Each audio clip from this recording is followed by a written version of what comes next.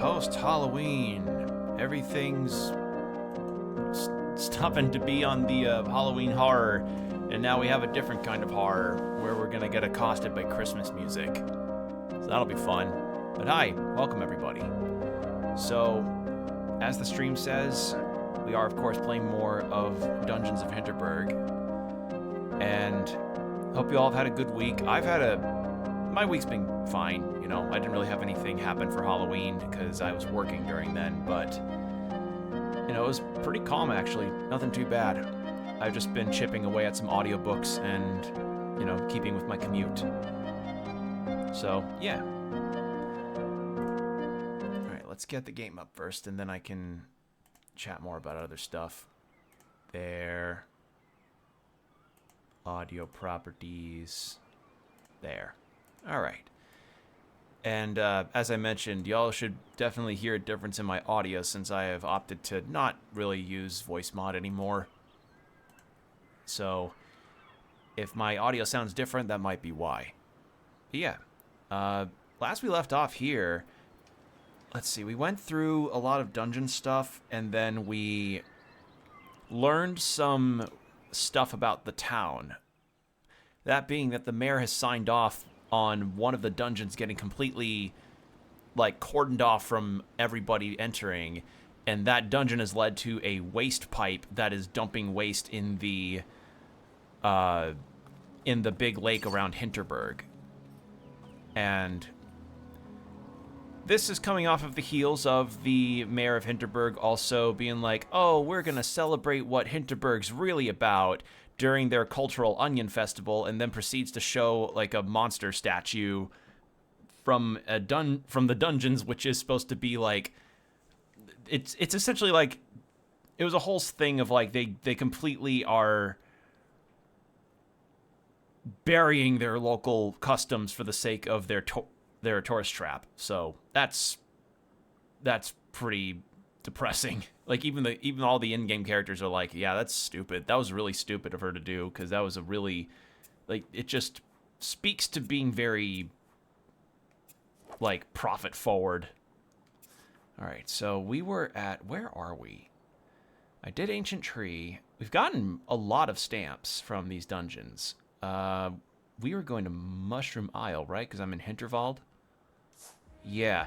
It's been a minute because of the, demo stuff that I had to do, and well, not had to, but that I did, and the other things that had been going on.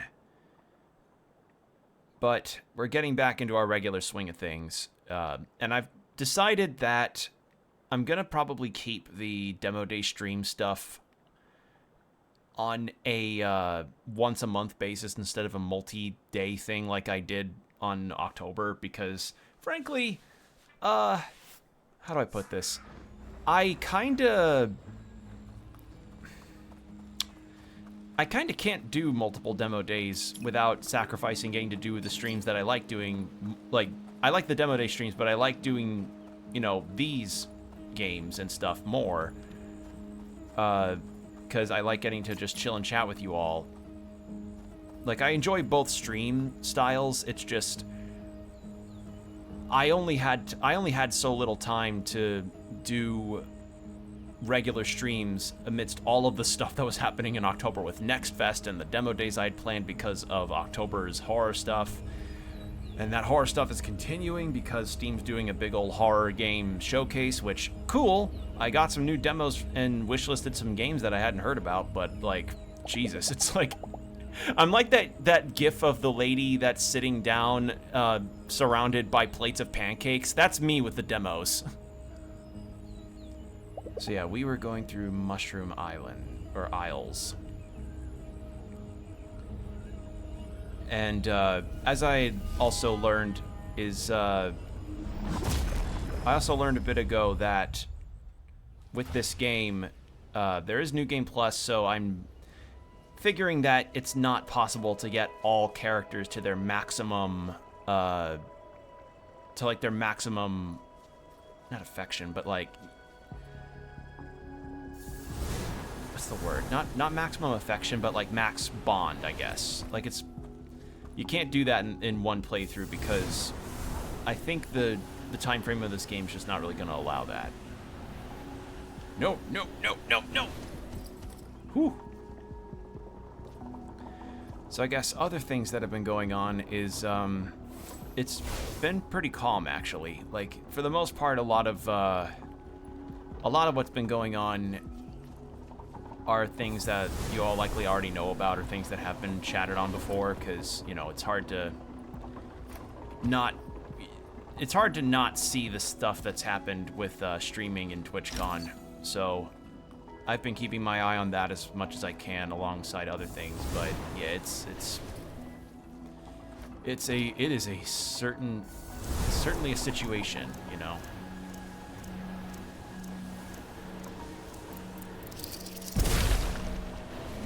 I probably could have just done the shot, but hey, that worked.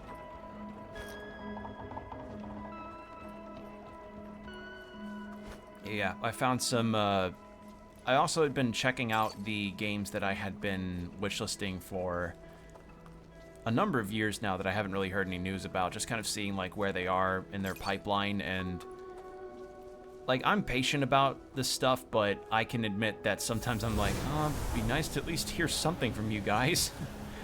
But, oh well, like, if we've learned anything from Silksong is that it's always a good thing for developers to get to take their time from the game, or to develop the game to the best of their ability. And rushing that and trying to call the devs names is not going to make the game come out any faster. It really, really isn't. So, yeah.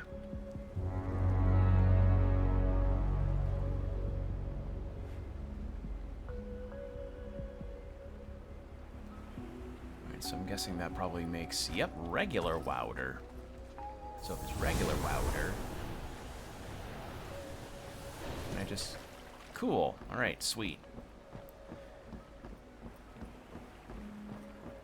I had also, so I mentioned earlier that I've been doing audiobook listenings, and I've been doing them on my commute to work, which doesn't leave a whole lot of time to finish an audiobook, especially given Libby's return system, but I will say the books that I have been going through have been very interesting reads. So the ones that I've recently been checking out, I had gone through a small chunk, and I mean small chunk, of the unabridged version of The Count of Monte Cristo, which is a behemoth of an audiobook. It's a 45-hour book. And then I've also been checking out The Devils by Joe Abercrombie. And I tell you, that book was a fucking delight. I had to return it, though, because it was close to its time for being done for me, but God, what a funny fucking book. It is an absolutely funny book. Like, not... It's funny in the way that... For me, it's kind of funny in the same way that, like, good crass writing is funny. Like, it's very crass. A lot of Joe Abercrombie's writing is a bit crass in its humor, but it pulls it off in a way that I really like, which, you know, where it succeeds where others fails is the capacity of taking moments seriously, and also the fact that, you know, it doesn't feel like it's gratuitous. It feels appropriate to the situation and doesn't feel shoehorned in. That's what I like about the writing of The Devils. It's what I like about The Blade itself. It's just really good stuff. And though I have not gotten to finish either book yet, considering, again, the 2-week time period that you tend to get with Libby, I am glad that I'm even getting to try those books out, because my dad also likes Joe Abercrombie's work, and, like, the other thing that I appreciate about Joe Abercrombie's writing is that his characters are not good people. A lot of the characters in his books are just down and out assholes. Like, they are just lamentable pieces of shit. And not like in the cartoonishly evil sense, but just more in like the realistic, oh, you could see a jackass like this existing kind of sense. And I just got that impression from some of the characters that I encountered, not just in The Devils, but also in The Blade itself, where it's clearly like, oh, this person, like, getting a read on some of the characters that he writes, you just clearly see, like, they're not people that are meant to be role models at all. Even some of the ones that aren't total assholes are people that have their own agenda that are definitely not noble, or agendas that aren't noble.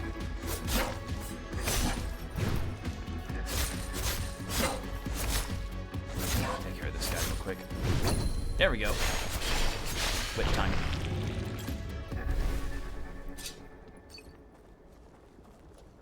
Like, that's the thing that I like, is just... It's something that I appreciate when it comes to not all of the characters being good people, because, you know, not everybody that's going to be wanting to accomplish a task is going to have, like, the greatest noble intentions out there. So that's what I appreciate about Joe Abercrombie's writing, is just... It's not a party of, like, lawful good or lawful neutral characters. It's a party that is full of, like, sometimes lawful evil to straight up chaotic evil assholes. In kind of the same way that It's Always Sunny in Philadelphia has it. So, yeah, it's... And that doesn't mean that there's no genuine heart or actual genuine sincerity in the writing. Like, it's not complete assholeness all the way through, because that, one, would get very exhausting to go through, because it just feels... It would get very one note if there's no sense of sincerity or sense of camaraderie, or even the occasional bit of genuine good intention and genuine just good-natured attitude.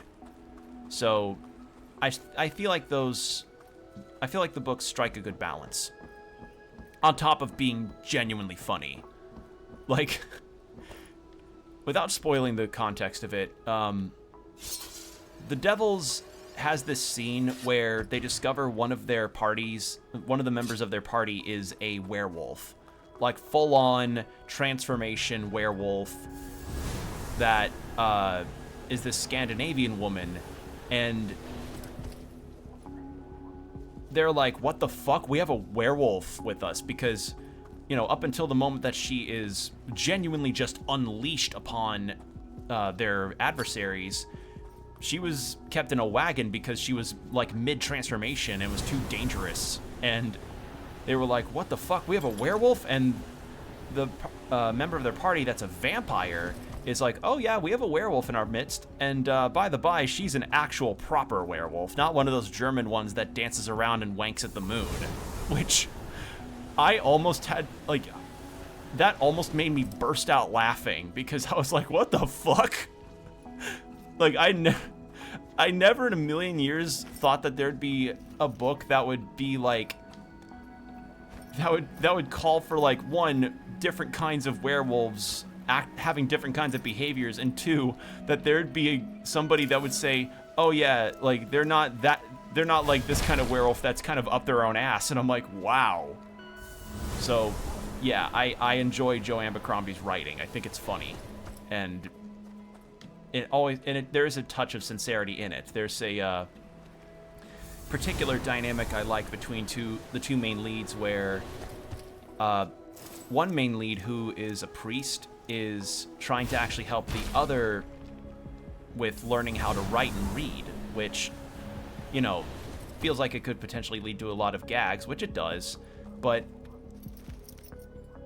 the narration is good about saying, like, hey, like, Brother Diaz, who is the priest character, kind of feels nice, you know, about actually helping somebody learn something. It feels good teaching, and it's like, oh, okay, so while the main character is kind of a guy that's really about his own ambition to the point of kind of being a dick about it, like, he's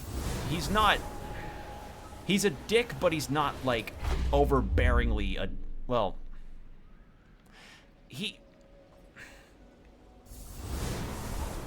he's willing to help when he can, and he's willing to help the other main character with learning to read, because he finds it important that people learn how to read. He finds it important that she learns, since, one, it's part of just learning, and he actually enjoyed it, and, you know, was able to be like, oh, hey, this kind of feels nice, you know, helping somebody else like this, you know, like how a priest would. So that was a sweet moment, and I was like, oh, that's sweet. I'm not really wording it very well, but I just appreciate the occasional bit of genuine human connection made amidst a cavalcade of assholes that are just all about, you know, swearing at each other or anything in between. And I feel like Joe Abercrombie does that really well. And I will also say the prose of the narration is another thing that I really like about his books, is that the narration tends to take on the characteristics of the character that they're following. So, how do I put this? Like, if a character is if it's hopping between one character or another, the narration does not stay the same kind of neutral tone that most other books tend to have if they're having a third-person narration following a character. Instead, what it is like, character A is going through this situation, and then the narration feels like it's taking on that character's personality a little bit, being like, oh, like they feel this way about this thing, or it's like the narration just is in their head almost, to the point of being potentially first person, but not entirely. You got to read it to get it. It's really fun the way that he does it. But yeah, I had to return the Devils, and I had to return the Count of Monte Cristo, which the reason why I started that one is because of a very, very, like, roll eyes reason, because Gankutsuo, the Count of Monte Cristo, is one of my favorite anime of all time. And considering that, you know, it's a sci-fi retelling of the original, I'm like, you know what? I have never actually gone through the original before. I'll check it out. And I have at least started a decent chunk of it, and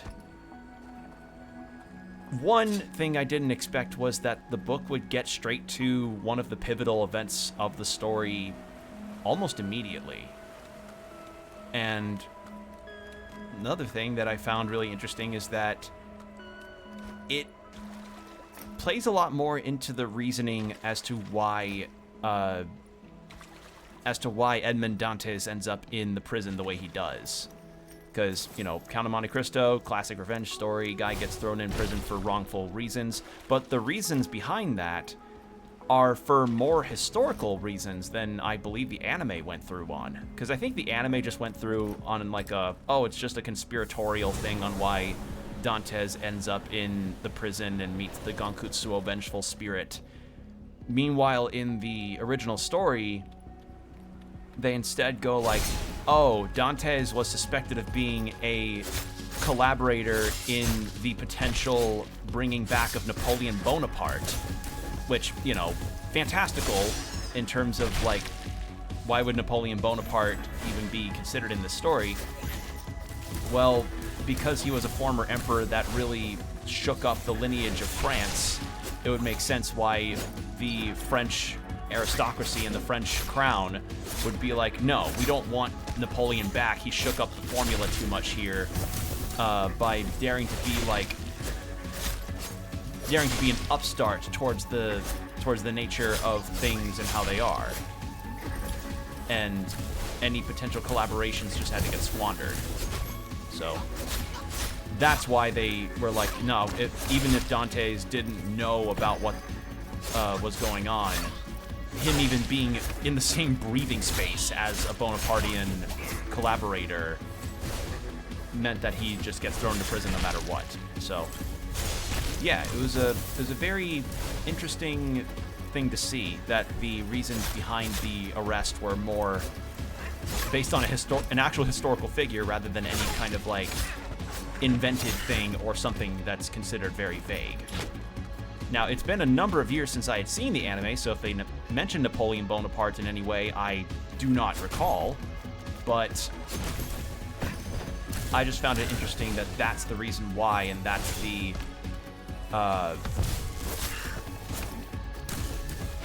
and that was the whole purpose of his arrest in the original story. So, yeah, cool stuff. And I probably will end up checking out the movie, too, because I hear it's good.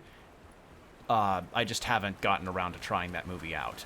Because, you know, anime-only watcher in high school only really watched anime because it was so different from the norm, man.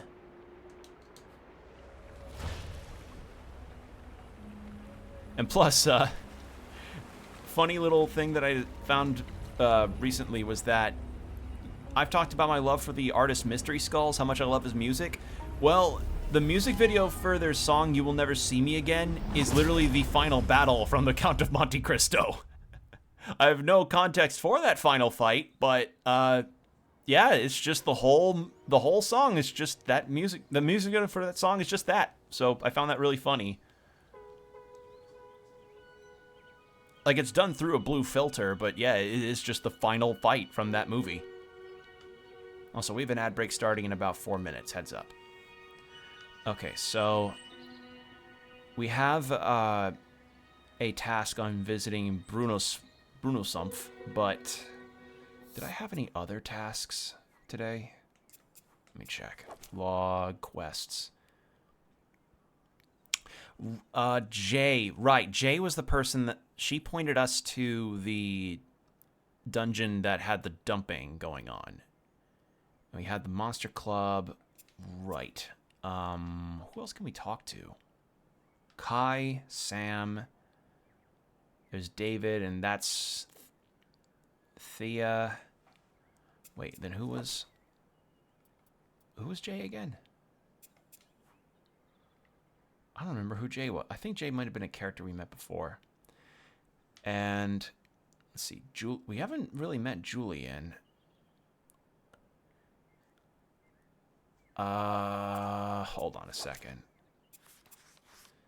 So Albert's not on the map. And I've been wanting to try and get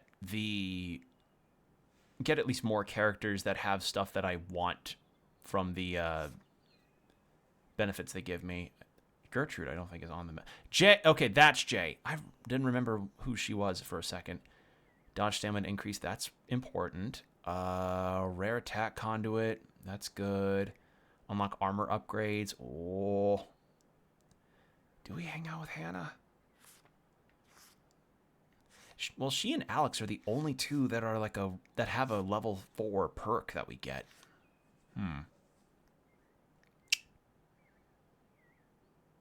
Better prices when selling items, additional attack conduit slot. That'd be nice. Oh, and we get an extra charm slot from Klaus. Combo counter. I don't know what the point of a combo counter would be. Photo mode from Travis. Open lock treasure chests. Yeah, this is a hard one because the problem is that we don't have any daytime stuff that we can do to meet characters. It's only nighttime. Fuck, what do I pick? I feel like a lot of these perks will likely lead into New Game Plus as well, so the friendship level ups will likely play into New Game Plus, which makes this a lot faster.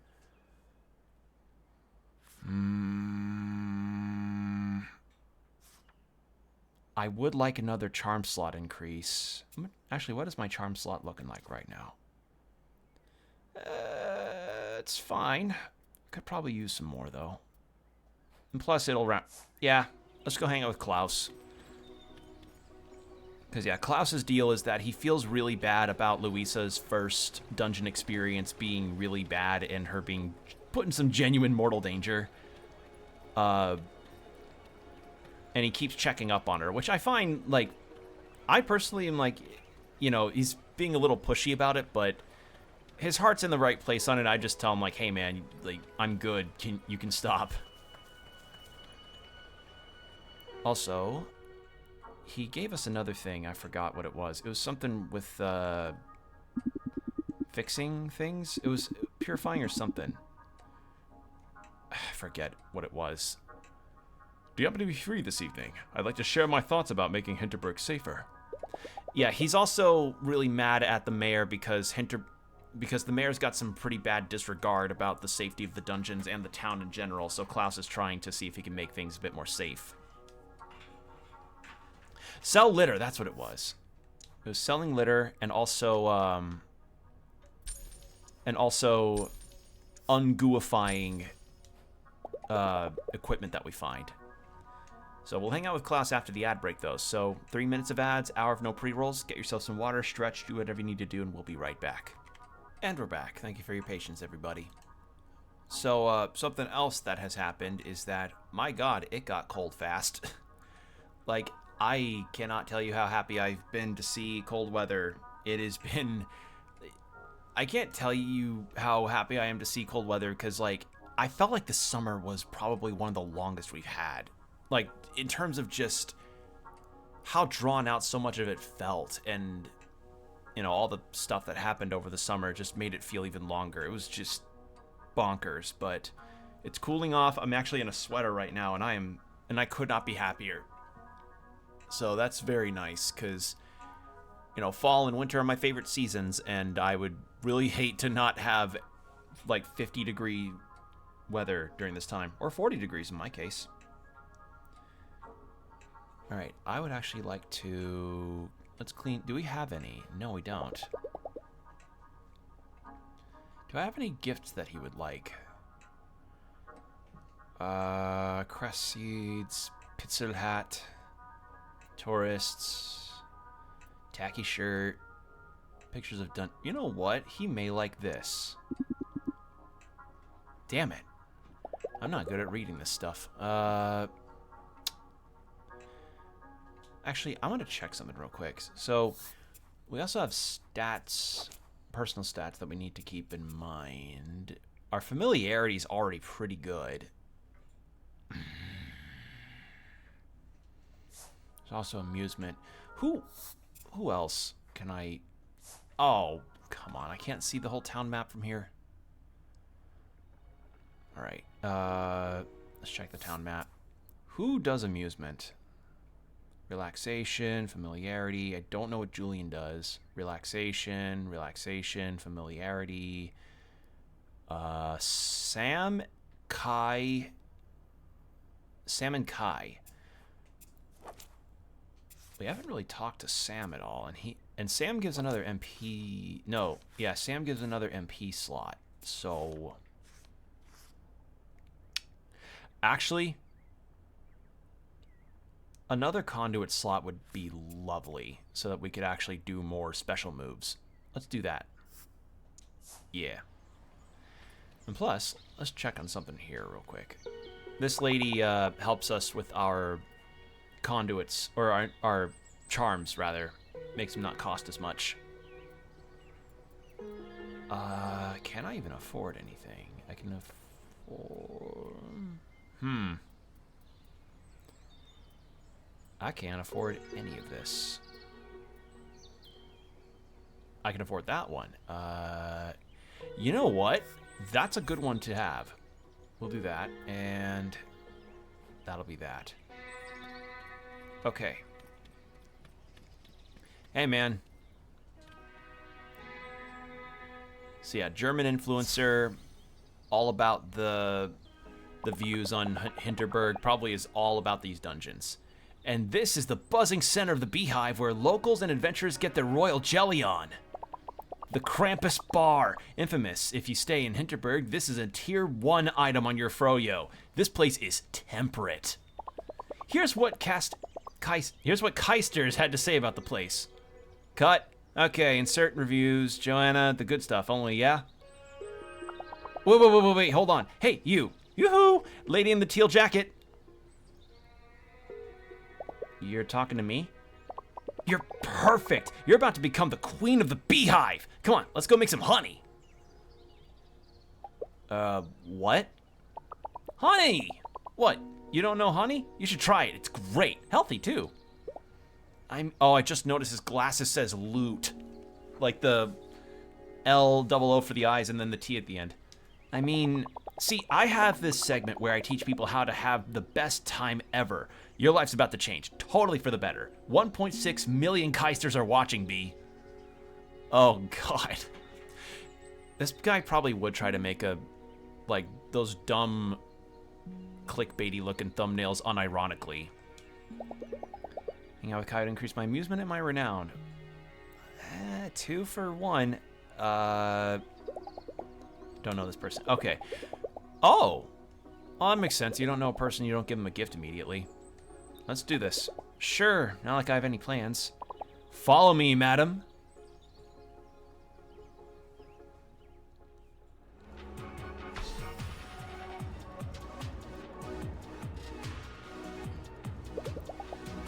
Your show reaches more than 1 million viewers? Keisters! 1.6 million Keisters. There are like 1.6 million beautiful angels. I get anxious if I have to speak in front of 10 people. I get anxious when I have to do taxes or whatever it is you do for a living, B. It's cool though. Taxes are like boss level math. I got mad respect.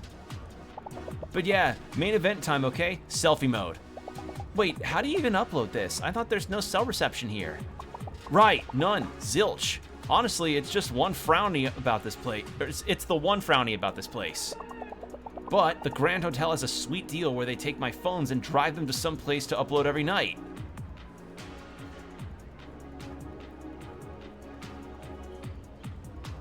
Imagine that. Imagine that, like, you're a streamer or a YouTuber who's like, oh man, I forgot I have to schedule this one post that's sponsored by insert company here, but I'm on like a cruise or something, or I'm on a plane and there's like piss poor Wi-Fi and reception in the area, if not that, then none at all. Hey Bellhop, why don't you, I'll tip you an extra amount of cash if you drive all the way to the next town over that has Wi-Fi and schedule this tweet for me, or this post. Jesus. So, let me walk you through this. This is basically a reaction video, okay? I teach you how to have the best time ever. You react, we film it, both of us are in the thumbnail. Got it? Got it. Let me have it. Nice. So, how do I have the best time, Kai? See, it's easy. There's 3 steps involved, plus a bonus step, but we're going to break it down nice and easy. First, be free, like a wild horse. You don't have to talk to everybody in the club, but you totally can. It's up to you. You are the horse. Oh, also eye contact. You could do more, you know. You want flying hearts. Sure. Okay, I'm a wild horse. What's next? Step 2, get enough sleep, okay? And try to dream. Maybe keep a dream diary. Try to dream of pleasant things. Look for experiences that let you dream pleasantly, yes? How do you control? Dreams aren't about work, that would be nice. Or dreams that aren't about work, that would be nice. Good, dream better. How do I do that? See, I had this phase where I would dream about goats every night. They were everywhere. You dream of bouncy castle, suddenly goats. It became a total thing. Or you dream of a bouncy castle, suddenly goats. It became a whole thing. Then one day I was hiking through this forest near Helsinki, the one with the reindeer, and I met this beautiful old soul, and they said, just talk to a shrink. And I did, and no more goat dreams, totally gone. Finally, have a backup plan when you get somewhere. Maybe where you aren't all that super. Have a next destination, like an after party. What's your backup plan for this then? In case you don't get enough material for your show, you know? I have this segment where I test out hotel mini bars. Believe me, the Grand Hotel's mini bar is just wild. They take the horn of one of those monsters and use it as a garnish for an old fashioned, and I was seeing colors and sound for the next 7 days. It's crazy. But see, this is premium material. I told you, the math is really simple, but it's solid as ice. And cool. Cool as the shade. Thumbnail time, B. Wait, wasn't there supposed to be a bonus step? Whoa, yeah, there totally was. We always forget to do these. The bonus step is, don't overdo it, okay? See, you still gotta be yourself if you want my program to work. You're probably wondering what happens next. You'll definitely get some emails. Just ignore them. This was great. Felt like flying hearts all around. I don't know what that was.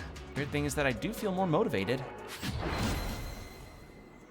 All right, now get an additional attack conduit slot. I hate that I actually like his shirt.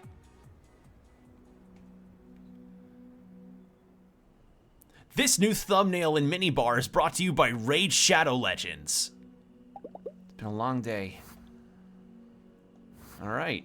Well, we did that. Renown's up. Amusement's up. Completed a dungeon. All right. We'll try the actual sleep. Yeah, because last time when I did a book, you have less health the next day, which made me go like, nope, never doing that again. Something is off. What the fuck?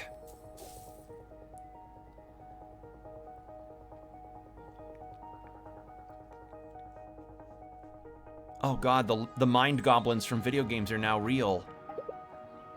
Where is it?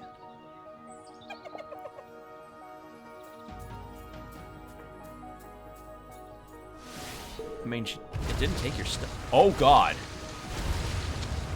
Oh. Oh, is this a dream? Is that why nobody's freaking out?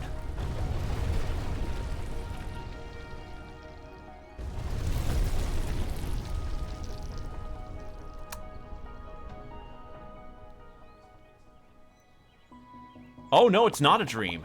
Yep, okay, sure enough. Because of dungeon stuff, now this is happening.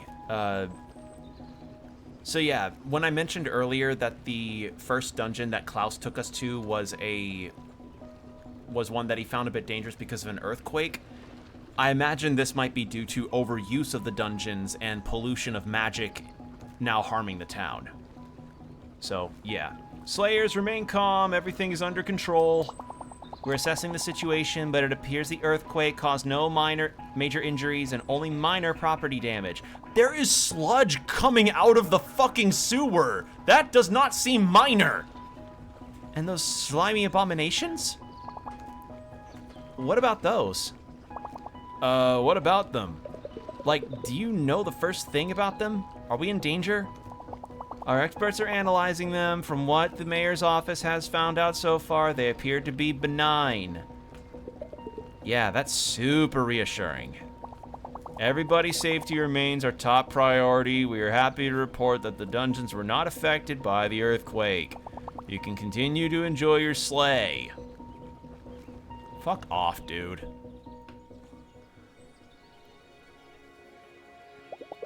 Did I tell you I got woken up by a monster today? You're kidding, right? Nope. I opened my eyes and this thing is looking right at me. And I thought my day was wild. What happened next? It jumped out the window. I ran and followed, but it was so fast. Got away before I could catch it. Then all hell broke loose.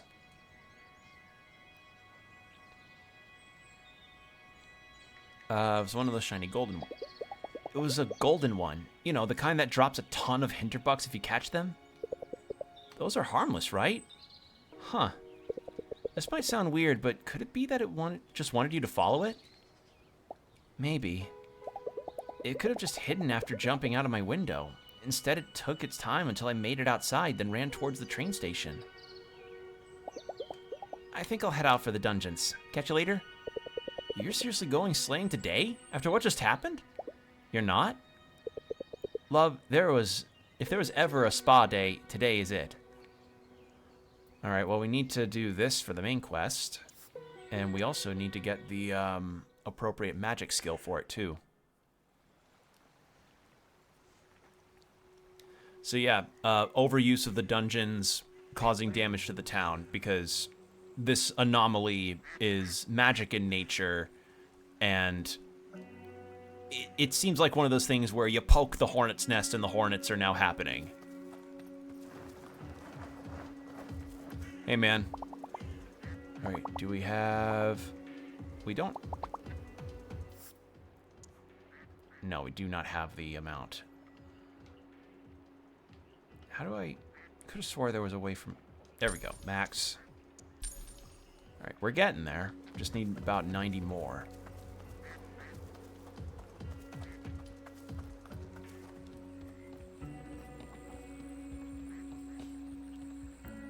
So yeah, that's like, it's very telling that those two cops just, they didn't know shit. And the mayor doesn't know shit either. They just saw something that could make money and went, ooh, dollar bill signs.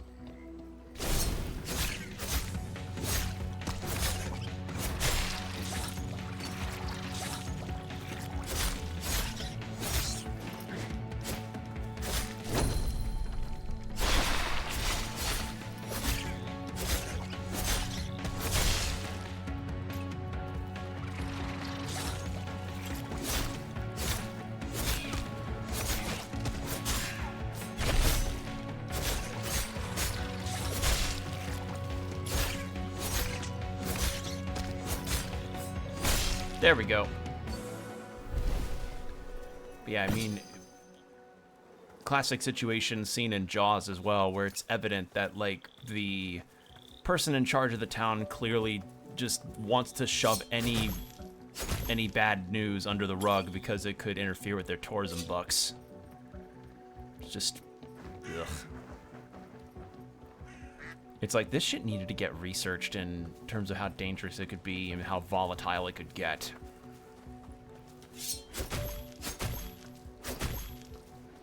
Like, not to say that the nature of, like, tourism, or tourists going around and going into dungeons doesn't sound fun, but needed researching. Alright, what do we get from this one?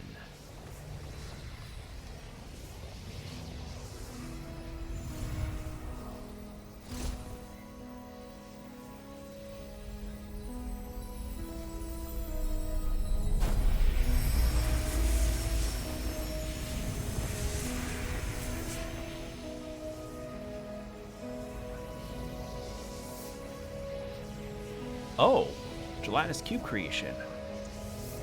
And then plasma ball. Okay, so create platforms with the left bumper.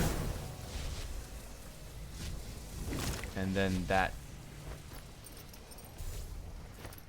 Yeah, okay. Interesting. Now I've got slime abilities.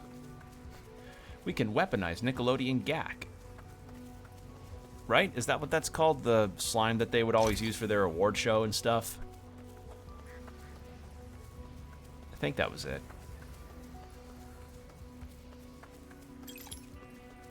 Actually, does Nickelodeon even still have that anymore? Like the Kids' Choice Awards and the whole slime stuff that they have going on? Because I remember that happening as a kid, but anything else I wouldn't really know because I've not been on cable TV or Nickelodeon stuff in genuine years. Like, really, really long time.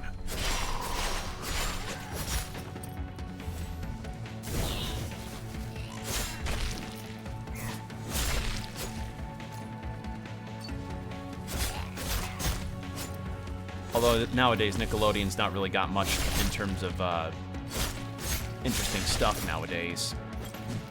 Like, I've mentioned it before, but the problem with Nickelodeon is that there's barely much, if any, new shows coming out that people are interested in, and now it's kind of become a station of only SpongeBob, Loud House, and maybe their, like, older live-action series. Like,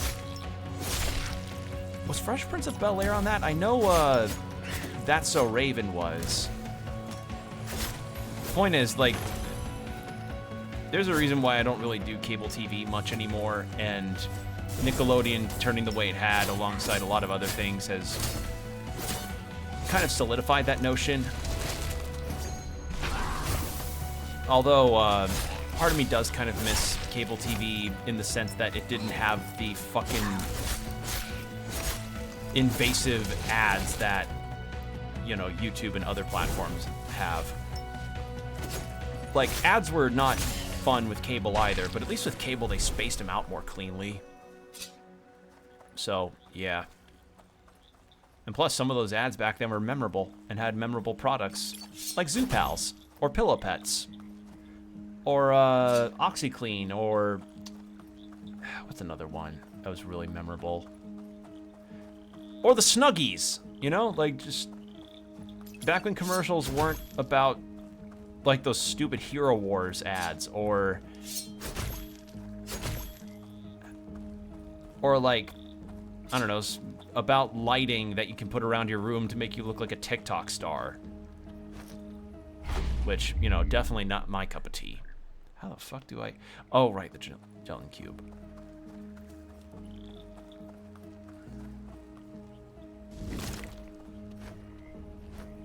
Alright, in we go. Prison Keep Island.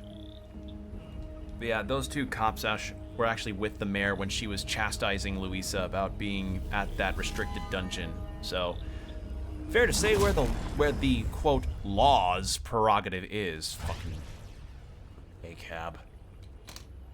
All right. Ooh. Wait, Prison Keep Island. It's Prison Keep Island, but we're in the ocean.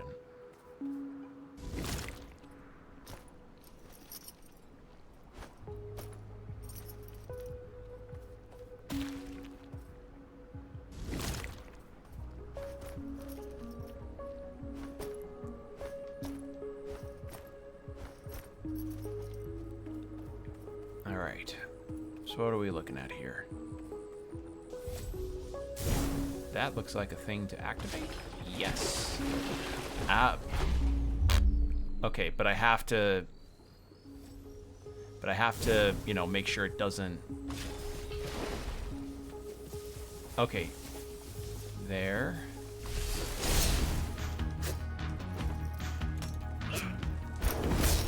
There we go.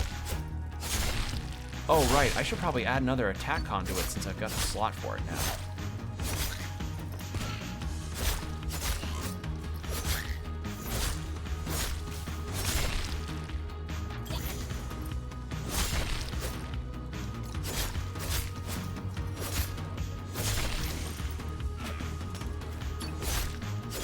You know, something else that I had learned about, I saw a video about, it was somebody talking about how they believe Halloween might be kind of a dead holiday, considering that they had dressed up and had candy outside of their apartment complex area, and they had no trick-or-treaters at all, and nobody in the neighborhood was even walking around at all, and just kind of mentioning that Halloween was more or less like a completely flatlined holiday, which I'm kind of torn on that notion because, one, I do agree that Halloween, the spirit of holidays in general, is kind of diminished in recent years. And I kind of believe that, one, it's due to the fact that nowadays people can't afford to do a whole lot, and any prospect of getting to just do holiday stuff with family or doing stuff in general is, one, expensive, and two, could potentially jeopardize safety, which, not fun, but that's a very real thing that has to be considered. But also just that nowadays people just probably don't find it very fun to go out and do that stuff. So yeah,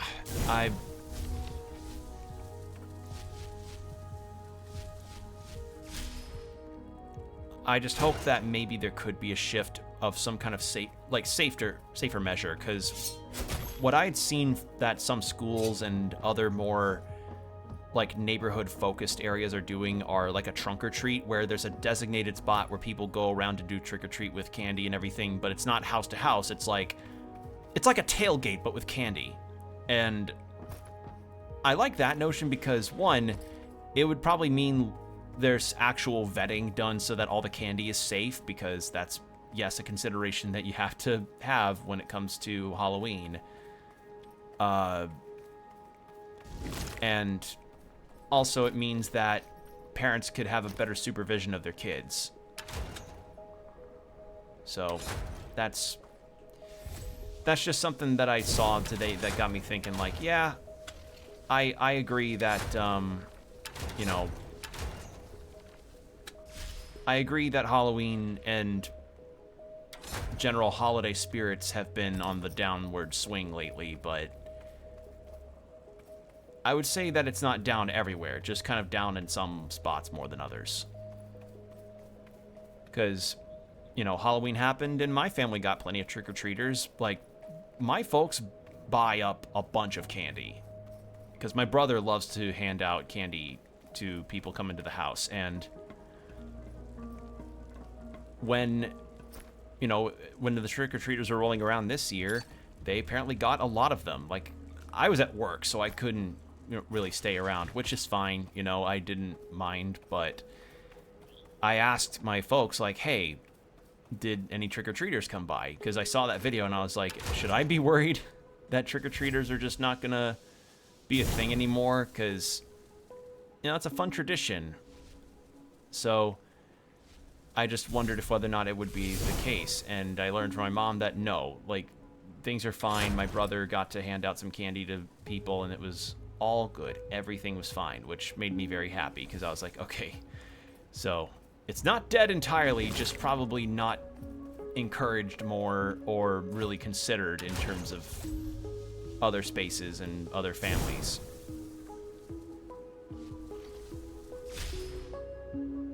And frankly, I would also prefer the trunk or treat versus whatever fucking happens in Shibuya. Because I'm confident all of us know about the Halloween that happens in Japan and Shibuya, where it's like a fucking gigantic party where everybody just gets drunk. Like, it's so famous, or infamous rather, that there's this really well-known video of these 4 or 5 dudes that are like drunk off their ass, and they just tip over this truck, like this 2-seated pickup truck. It's a very famous video. If you haven't seen it, it's like, it is the energy of Shibuya Halloween epitomized in that video. It's the perfect pearl of it right there. It is just lawless chaos that gets so bad that apparently the government had to come in and be like, hey y'all, we're going to try and restrict this stuff because we cannot keep having that happen. So, yeah. I'd rather trunk or treats because those at least are, you know, kept within a safe confine and are better supervised. Does it kind of take away the magic of getting to explore your neighborhood in costumes? Yeah, but I'd rather people be safe than, you know, wandering around aimlessly. Kind of makes me glad that I kind of got that out of my system when I was young.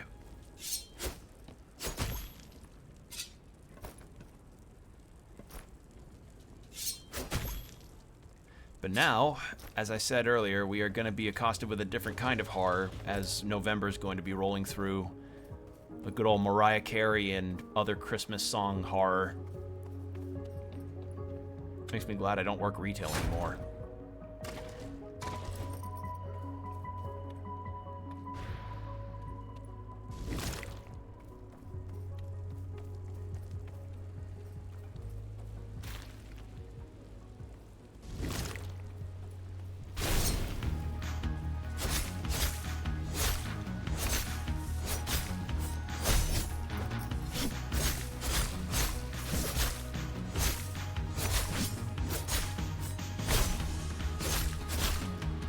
Cool animations, but consider.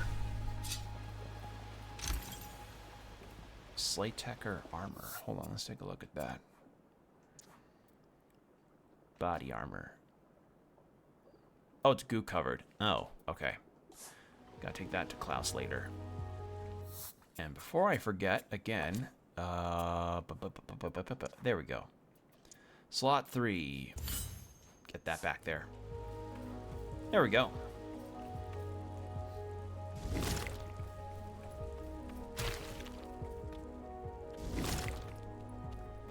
Yeah, so because I was working, I didn't really go to Halloween parties or anything, and I haven't dressed up for Halloween in God knows how many, like, not since high school have I dressed up for Halloween. Oh God, that means like I haven't dressed up for Halloween in over 10 years. Ugh. Goes to show that time really does pass fast. Actually, no, it has been 10 years because I graduated in 2015. Oh, I feel old. Oh, why? Oh, because I'll be Cause yeah, like, I'll... God, that made me just feel ancient, the fact that Jesus, 10 years, ugh. Actually, wait, did I even dress up? No, I don't think I even dressed up for senior year in high school. I think, no, did I? God, my memory sucks too, ugh.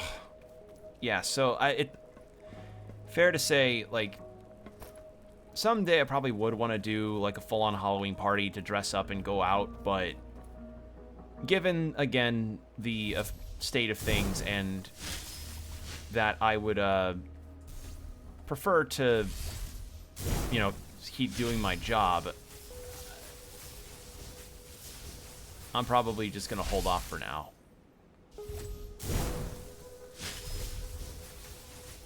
It's not to say I won't in the future, but definitely not now.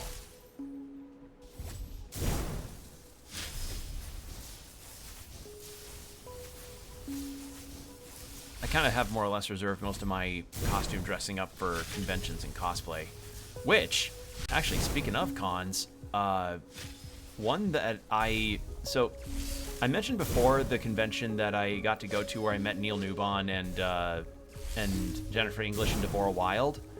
I got an email a little bit ago about guests that same convention is having next year, and I'm pretty excited for it. They're having some of the original Teenage Mutant Ninja Turtles there alongside some stars from a show called Firefly, which I know of. I have not seen, though, because I don't think I had it when I had cable TV. But I know it's one of those shows that's notorious for people being like, why is there no more seasons of this?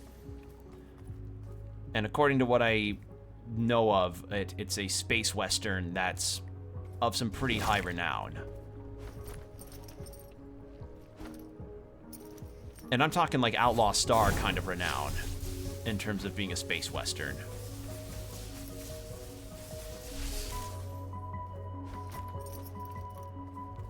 What the fuck do I do here?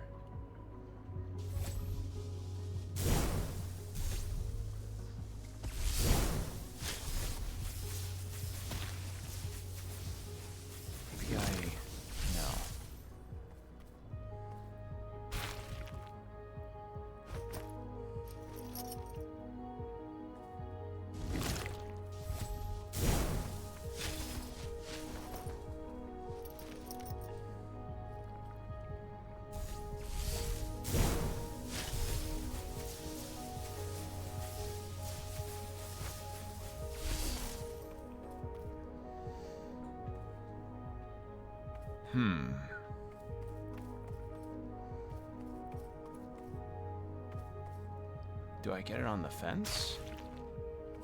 No. No, that wouldn't work. So everything raises because of the electricity.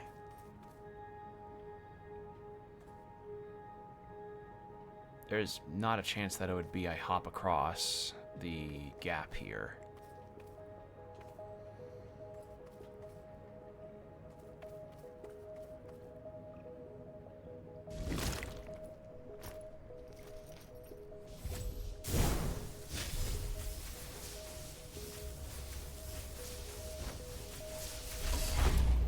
Nope.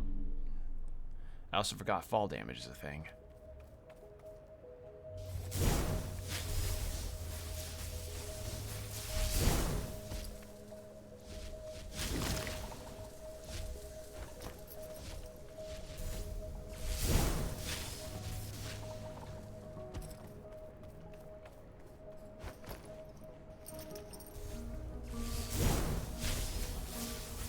We hop across there. How do I get over there?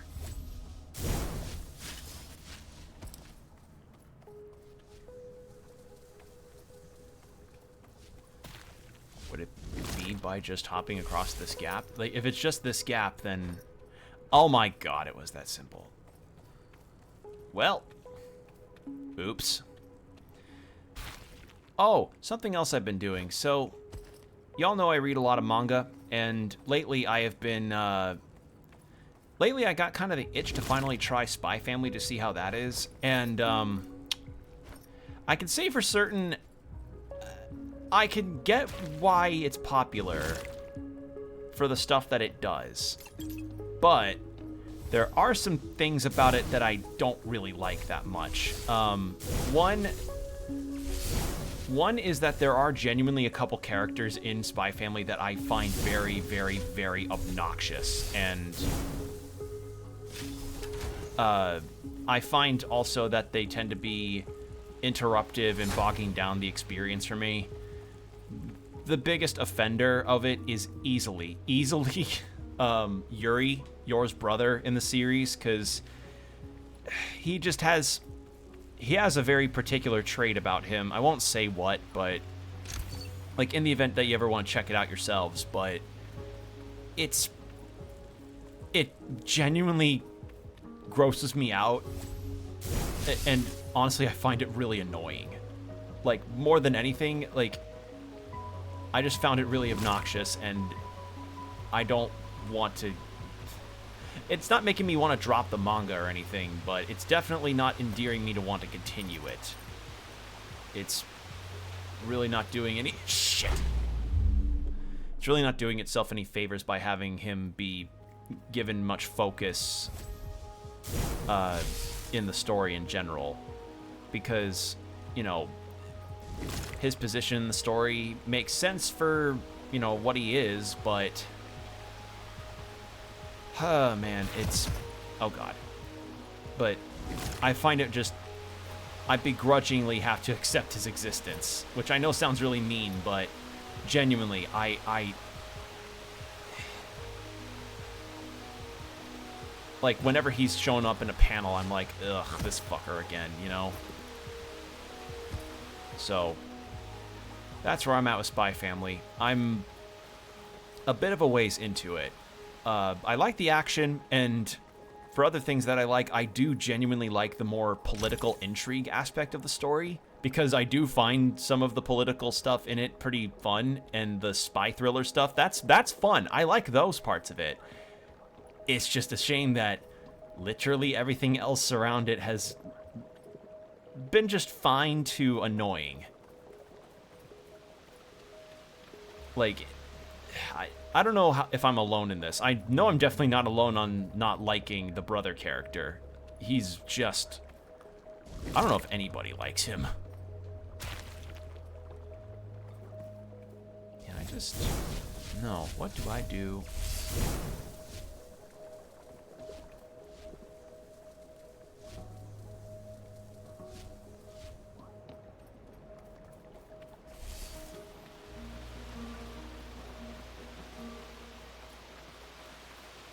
Wait a second. No, it takes me over there. Oh, I'm dumb. Same thing as earlier.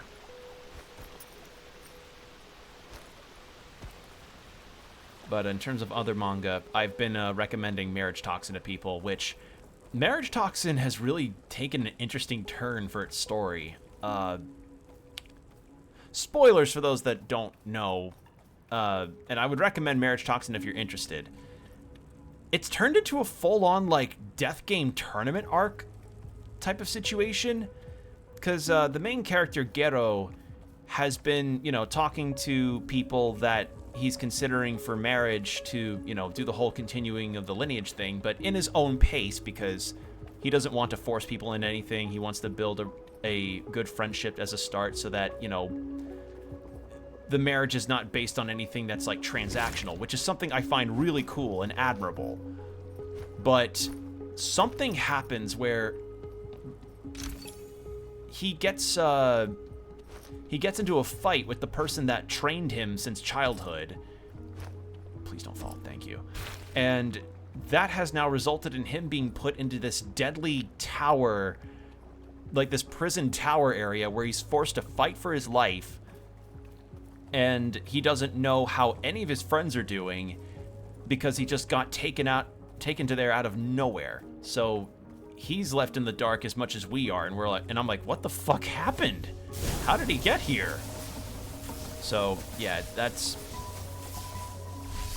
that's been an intriguing draw for me, alongside the other intriguing draws about this manga, because I genuinely believe that people should check it out, because on top of the main character just genuinely being a good dude, the art's pretty. The art is very pretty, and it definitely knows it's got its ridiculous fight scenes too, because I mean, there's a full-on fight scene where Garrow's fighting a guy that uses sound as his assassination method, and he controls it using various instruments with all of his appendages, and I mean all of it, down to him even using a cello with his feet. It's fascinating. Like, it's goofy, but I love it in the same way that I love a JoJo's fight scene. It's goofy and dumb, but I love it. All right, so I need to... Oh, I'm dumb. Hold on.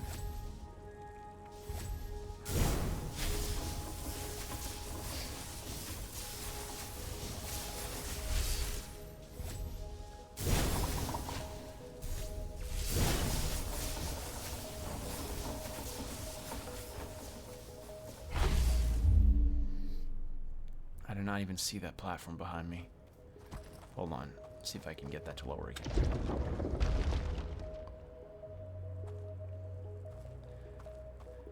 Which one lowered it?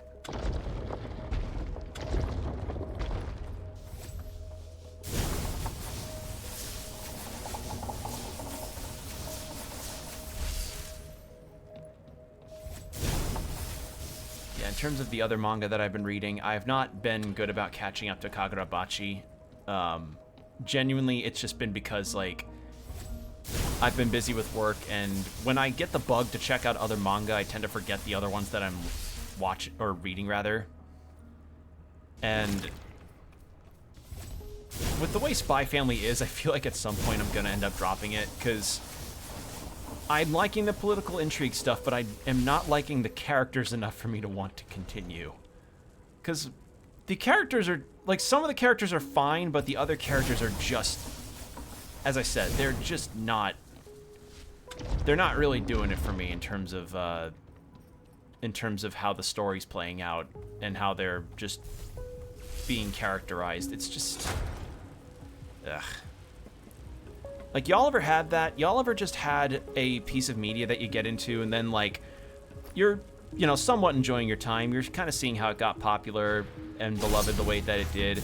And then it's just these one or two characters that just keep popping up that you really don't like their vibe, and you also just don't like the gimmick that's around them, and it kind of ruins the experience for you.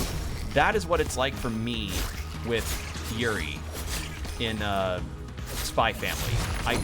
It's like, I don't think he's anybody's favorite, and I would just almost wonder, like, hey man, I would just ask the series creator, like, hey man, why'd you have to make this particular gimmick with this character? Because it's not really doing any favors to anybody, and I don't know. I just don't like the character at all. Because otherwise, everything else I think is fine, if just a bit, you know, fine if a tad, like, quirky. It's just one or two characters that's kind of making me not care for it right now.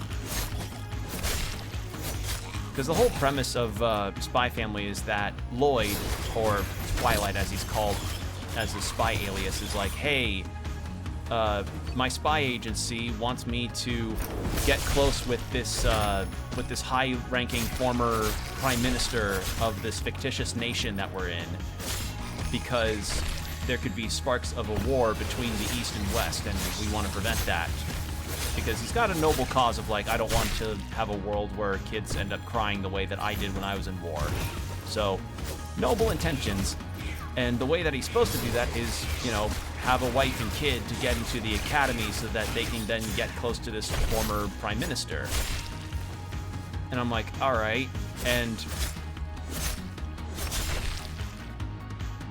the challenges in the series are just like him and his daughter, Anya, and his wife Yor trying to navigate family living alongside trying to stop a war from starting.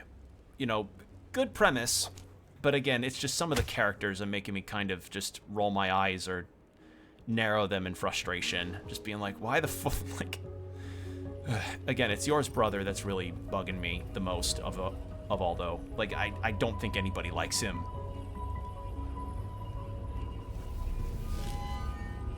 So I might end up latching back onto another manga. Or until Hunter x Hunter puts out more chapters. Whenever that may happen. Love you, Togashi, but, you know, I hope he's doing okay. It's just we haven't gotten an update in a while. So how was slaying? Not bad. I heard those gooey tendrils that burst out this morning. They're everywhere, all around Hinterberg. Apparently you can walk on them too. Bet that's going to open up new routes everywhere. Maybe even to new dungeons. Ah, there you are. I have remarkable news. Quite remarkable. Sounds exciting. I have mentioned my work on the village museum before, yes? Oh, I must have. Such a constant thrill. I don't see how I could have contained myself.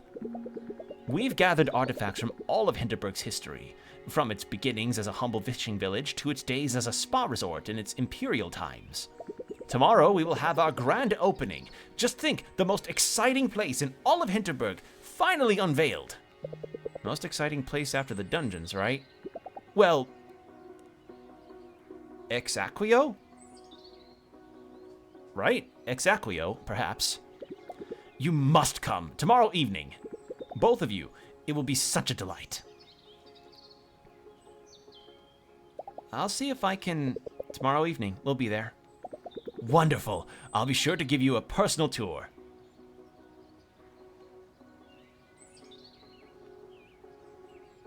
Didn't think you were into museums. Come on, you heard how giddy he was about the whole thing.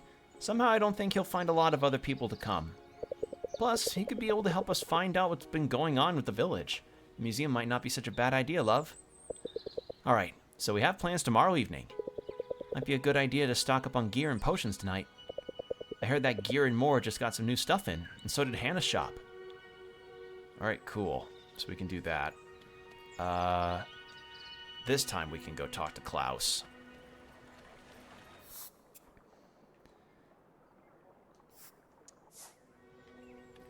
Let's see, any other series I've been reading? I've not really been reading too much other than Spy Family and listening to the audiobooks I've got.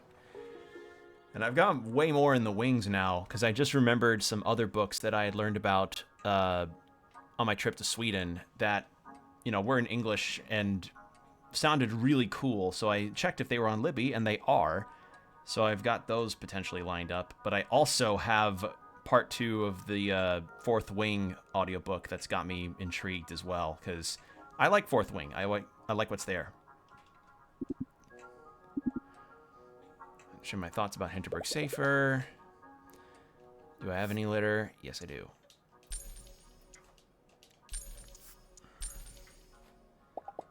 And then goo-covered equipment. Here you go, all cleaned up. All right.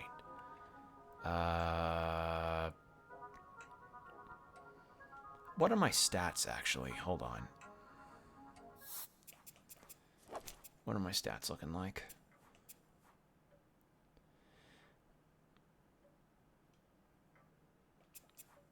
Could do a familiarity boost, but it was a body armor? It's worse on magic defense. Alright, well, I'm gonna... She mentioned it, so I may as well go ahead and buy some stuff.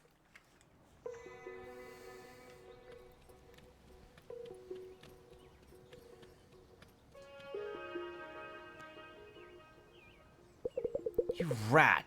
You meddling rat. You're responsible for this. This is a courtesy visit, Hannah. I just came here to deliver a friendly heads up. I don't even know anybody in the zoning department. You run a business out of a residential building. Don't blame me. I told you, you need to get your papers fixed. What's going on here? She's shooting the messenger, that's all. This isn't 3 years ago. Things are getting more professional. If you can't deal with it, maybe don't burn your bridges, okay? I'll always have an open door for you, Hannah. You could do well for yourself at Gear and More. Standing offer. What a prick. Like, that guy just radiates prick energy. I don't... Look, can I help you with anything? I think they're going to close down my shop.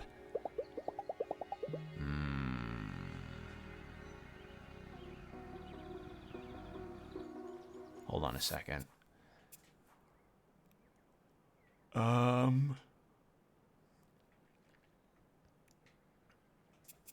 What do you get? What do I get from you if I hang out with you? Just curious. Because from Klaus, it was a charm slot increase. Oh, selling items? Fuck. Okay, where are you, Hannah? Armor upgrades? Actually, yeah, let's do that.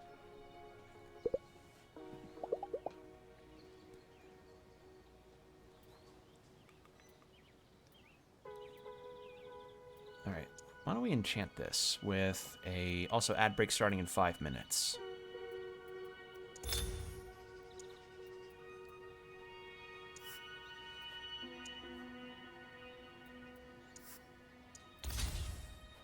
There we go. Let's spend time.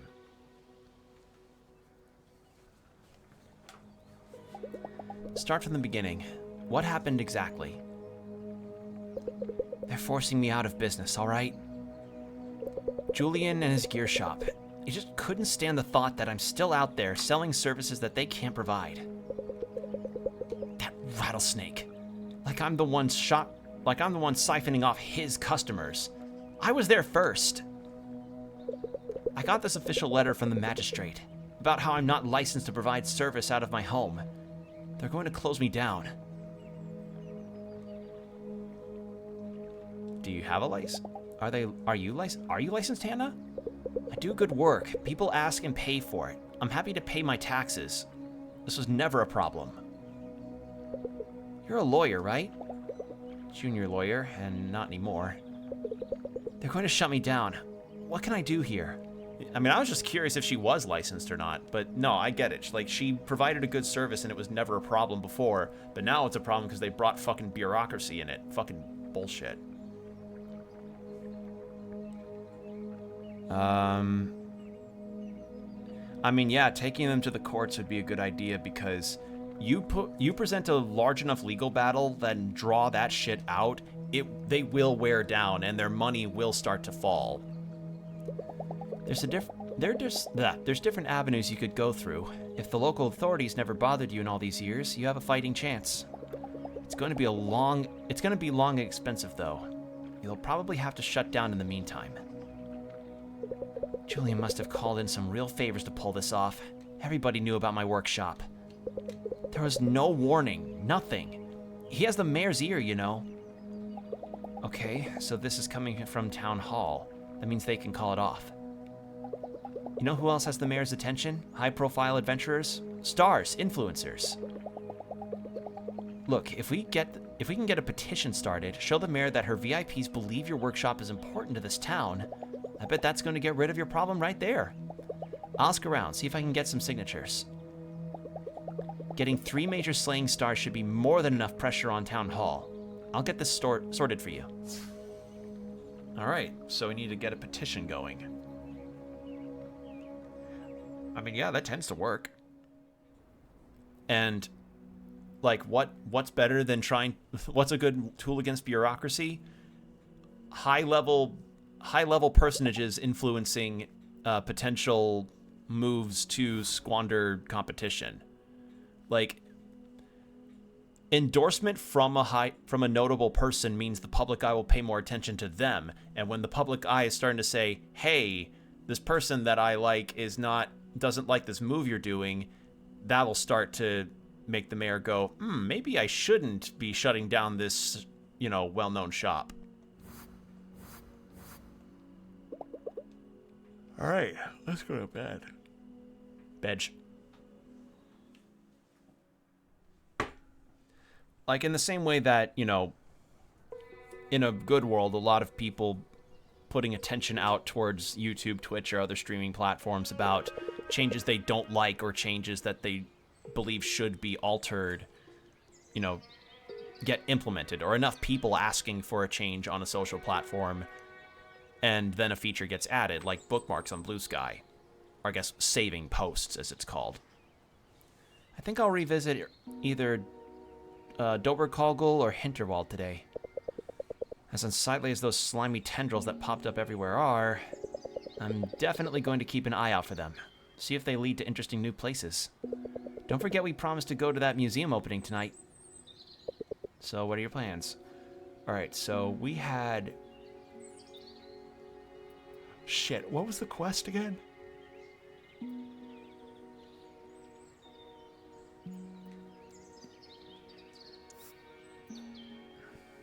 Was it Kolmstein?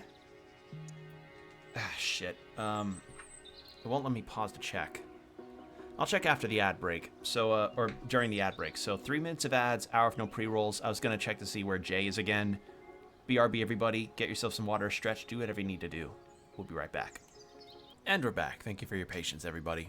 Alright, so I looked it up, and it's Doberkogel that we're supposed to go to, because that's where Jay is. Alright, so we have some unstarted stuff here. But I have a feeling that maybe if I do the J quest, it's probably gonna just skip straight through to the evening time. So we'll see. I tell you, the other thing that's apparent is that I'm getting really yawny lately. I've also been getting static shocked more, which I think is, you know, dry air problem. Nothing will ever top the one time that I got zapped in a really particularly bad place, though. Because, God, that one stung really badly. Okay. Sure you don't want to see a doctor about this? That is one really big, really blue bruise. Nothing your first aid kit couldn't fix. Appreciate it, but the hip has seen worse. Well, if you say so. That summit is on my schedule for today, so I'm going up. Simple as that. Jay isn't going to back out of her training session. Might be a good idea to tag along, though. This could take all afternoon, but she could use a spotter, and I could learn something from watching her.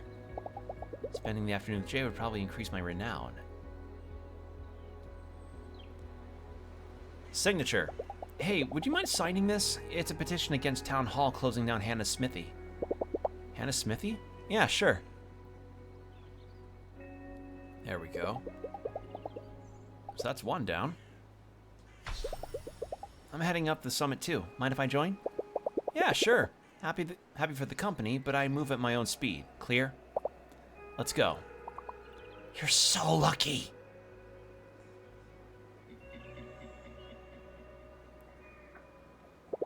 I've seen you around.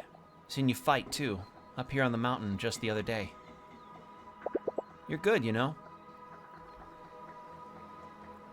Thanks. Means a lot coming from someone with your talent. Talent. Can I give you some advice? Scratch that word from your vocab. Talent is a word people use to make an excuse, to avoid trying something that's hard. This work, nothing more. I've got no edge over you. I've put in hours, that's all. There's no such thing as unskilled labor. So, that injured hip of yours, what about it? How did it happen? Someone was foolish enough to park their car on the road up to Doberkogel. A bunch of Pitzels were doing nasty things to their tires. One of them was drawing on it with Sharpie. The other one was slashing the tire. Another one shat on the tire. It was a mess. I went after them, got blindsided by a perched with a tree trunk. Look, I like you, but I'm not looking for advice, if that's what you're headed. Let's move. Or where you're headed, rather. Also, I saw that her eyes glitched out and disappeared for a second. I think that might have been just a blinking animation, but it didn't keep the eyeliner. Do you ever let yourself catch a break at all? I don't believe in hobbies. We're lucky enough if we get to choose who we are, so this is me.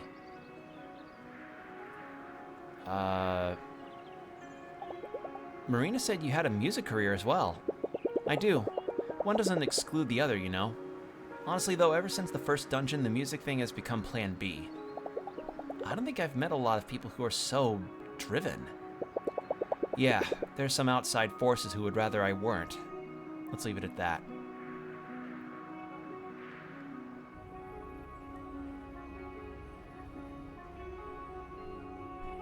Well, look at that. We made it.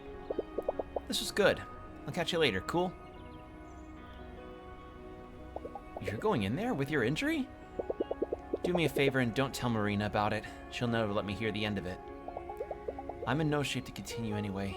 Keeping up with Jay is exhausting. It's inspiring just being around her, though. Watching her move. I learned a lot today. Alright. More dodge stamina. Fuck yeah. Let's do this again sometime. Cheers, Louisa. Alright, so no dungeon exploration, but that's fine.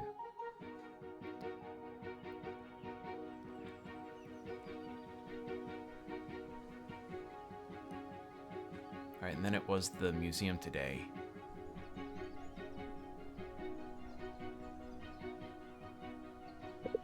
Good, you're here. I think we're just in time. Let's go. You know the way? This evening is probably going to increase my familiarity. Follow me.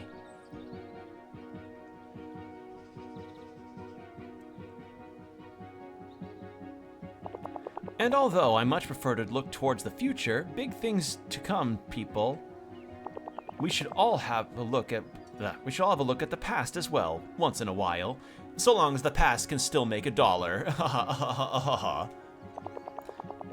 Fucking makes a whole statue during their like a cultural festival of theirs, and is just dumping waste because she doesn't want the tourism bucks to go away. This museum, co-curated by a renowned international expert on magic and slaying. I saw that look. This museum will certainly enlighten school children from all over the country, nay, the entire world. But I've kept you waiting long enough. The museum is officially open. Professor, I'll leave the rest of the evening in your very capable hands. You're not coming inside? Another engagement. A mayor's work is never done. If you'll pardon me, I have more stupid bureaucracy bullshit to manage. Or not manage. I have someone else to manage that. Why would I work? Ah, well then, shall we go have a look? I believe the buffet has tiny schnitzel rolls.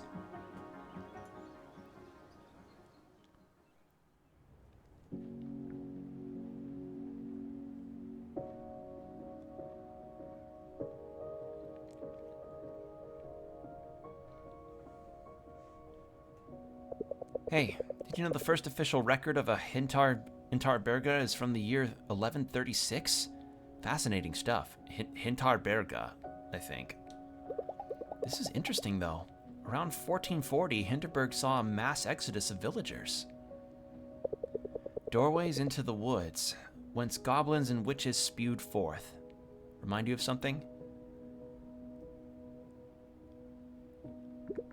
Ah, yes, the 1440 incident. I thought that would catch your eye. Yeah, need to reread that line. It says here that Hinterberg returned to normal about 20 years later? For a while, yes, but there were several periods over the centuries when reports of supernatural activity were atypically frequent. Perhaps the most high-profile account being by the Emperor's cousin, Waltraud. Her Highness spent every spring in the village until 1905, when she suddenly kept seeing ghosts in her Grand Hotel suites. Oh, poor Waltraud. You know, she had quite a reputation for seeing ghosts everywhere. Let's go back to the 1440. The dungeons disappeared after a while? They did. Legend has it that a brave local farmer entered every doorway he could find and slew all the goblins. Of course, we must take stories like these with a large grain of salt. There are already a few people who bested every present-day dungeon in Hinterberg. And none of the portals have shown any signs of disappearing. Just imagine if they did.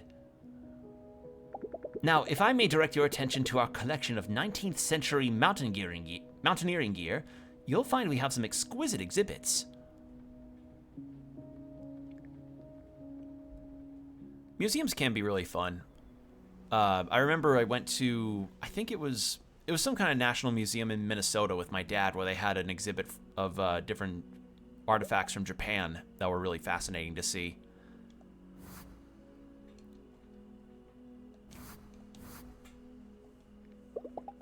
All right, 2 bedge. And I might need to check on my equipment stuff because I don't know what my gear's looking like right now in terms of level. I can unlock locked chests, but the problem is I don't remember specifically like what dungeons had locked chests that I couldn't get to. It's the year 1440. Somewhere around here, a doorway opens in the middle of the forest. Out come a bunch of kobolds. The villagers are terrified. They leave Hinterberg in masses. No slaying themed bars, no merch, just primal fear. Psst! You owe me a report. Wait right there, I'm coming down.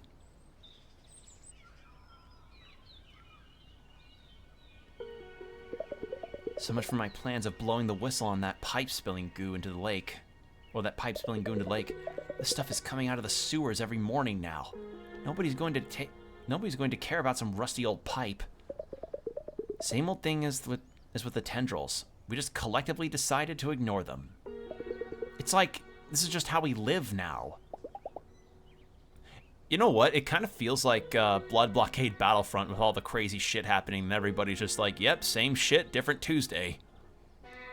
What do you think is happening here? Aren't you supposed to be the Slayer Extraordinaire? What's your take?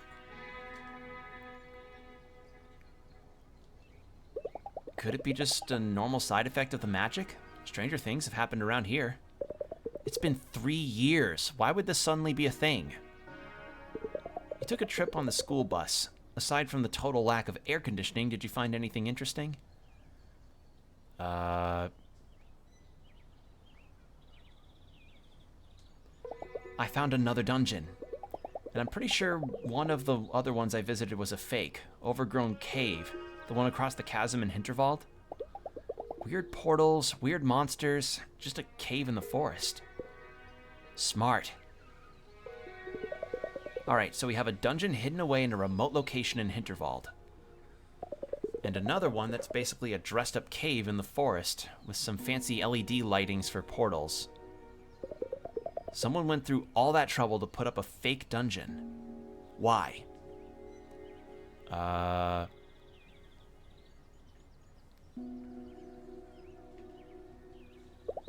The real one is pretty dangerous. Maybe they wanted to keep people safe. You were at the museum last night, right? Did you just go for the schnitzel rolls? There's a legend that says if somebody completes every dungeon, they all disappear.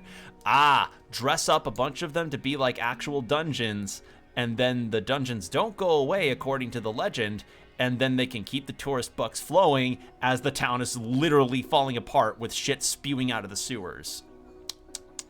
Damn. And what happens if the dungeons disappear? Let me answer this one since it's so obvious. No more of that sweet, sweet tourist money. Which means someone gets voted out of a job. Not gonna shed a tear about Mayor Wagner. Me neither, but I wouldn't underestimate her. Whatever she's planning, she won't just fold now that you found the real 25th dungeon. It'd be best to keep our circle of confidants small. Right now, Mayor Wagner only has you to worry about. If word got out about the secret dungeon, she might just close down some dungeons altogether to prevent people from finishing all 25. Stay alert, Slayer. I have a feeling there's more to this. Yeah. Alright, well, could do Desolate Castle, I think.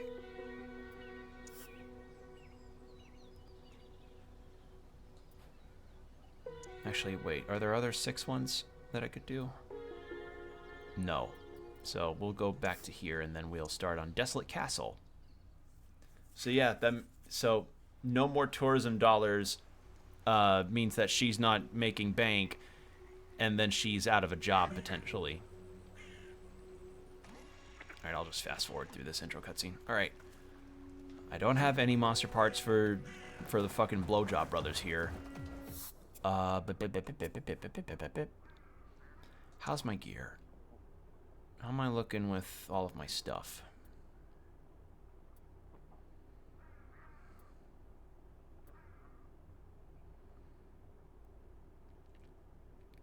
$100 amusement. Ooh, I may need to consider amusement then.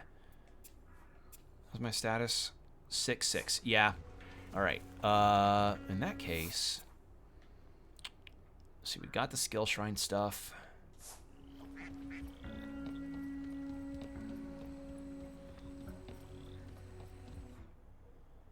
And that's the dungeon we went to before.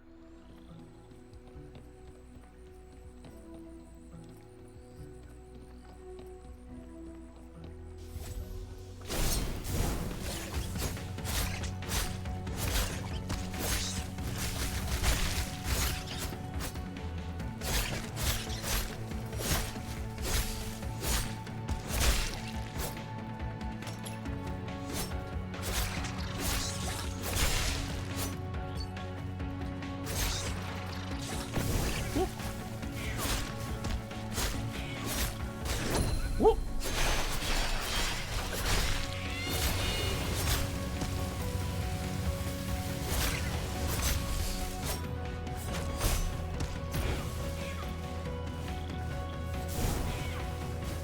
I don't... Yeah, combat purposes, I don't really like these spells. They're kind of... Like, the cube is fine, the gelatinous cube, but... I don't know, the electric orb is kind of meh as a ranged projectile. Alright, skill shrines that way.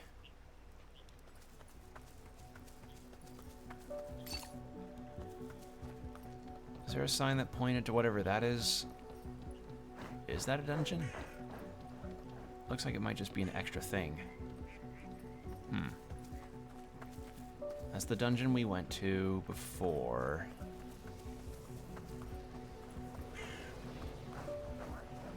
I guess we need to check that boat rental.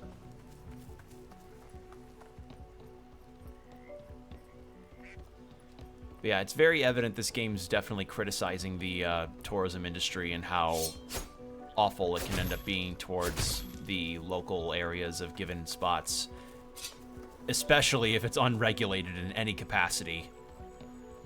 And when overzealousness of these tourist spots aren't checked. Alright, kayak service is included in your Hinterberg all-access pass. Doesn't cost a thing to rent one. Cool!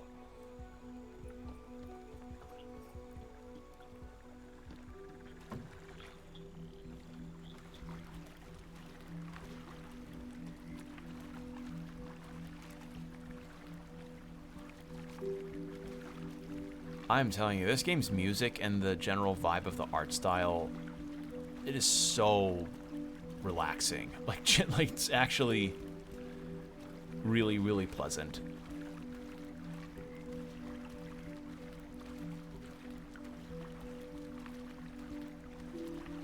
Is this the one? That is 6. That is a 6. Is that the castle? It is the castle. I see Desolate Castle. Cool.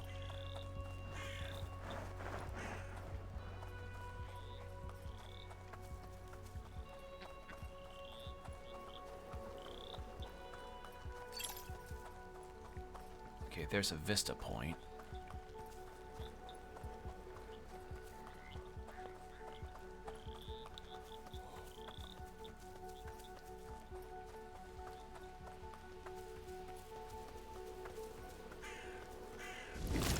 Yeah, I've seen a lot of really bad tourism stories that have made me, you know, if I ever go to another country again, I try my best to be respectful of the customs and rules that are in place, because I've heard of how poorly it can go for some spots. I believe there's a really notorious story that came up years ago about I think it was a Canadian guy that wrote his and his girlfriend's, or scratched his and his girlfriend's name on a temple in Japan, which is like, you just cannot fucking make up the kind of stupid shit that you know, tourists just feel enabled to pull. And then there's a similar incident from I don't know how many years ago this was, but it was very much documented of some person scratched his and his girlfriend's name in a brick in the Roman Colosseum. You know, a very important landmark in Europe. Like, and the fucked up thing is that the guy tried to completely play off his bullshit by being like, oh, I didn't understand the historical significance of the Roman Colosseum. And I'm like, fuck off, dude. If I were in that position, I'd have been like, dude, you are spewing so much bullshit. I'm shocked you aren't talking with corn kernels flying out of your throat. Like, what the fuck are you on about? Like, ugh. Like genuinely, some tourist behavior really is appalling. I think there was also a video a while back of this really famous fountain that features statues of some of the Roman gods that a woman climbed around to fill her water bottle with. Like, she really went up to one of the most famous fountains in the world to fill her fucking water bottle. Like, that is the most privileged ass attitude you'll ever see from anybody.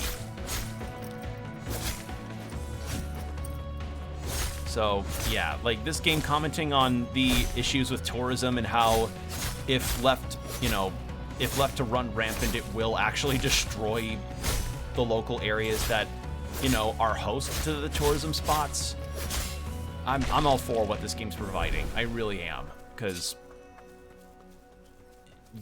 we have plenty of real-world examples of why tourism can be bad, or why tourism can turn bad really quickly.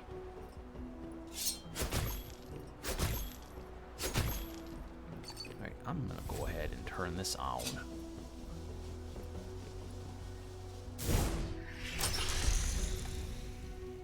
Oh. Hold on, before I go to that castle, I'm gonna see what I can do here.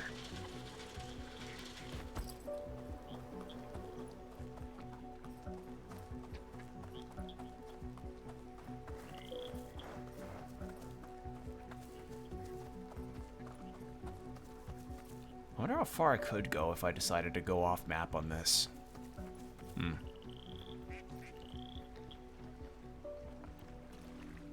Because, like, I don't want to say, like, you shouldn't be visiting other countries if we're criticizing tourism, because broadening your horizons by visiting other countries is great. The issue at hand comes when it's just the tourists believing that they have free reign by treating the places they're going to like a fucking amusement park.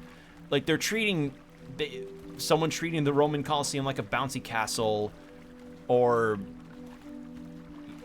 I think there was also another one in Japan, funnily enough, of one of the largest statues of Buddha, and people would be climbing all over it, acting like it's some kind of, like, park attraction. And it's like, no. So it's, yeah. And I think also in Kyoto, they've straight up banned tourists from going down one particular street that geishas travel down, because people kept taking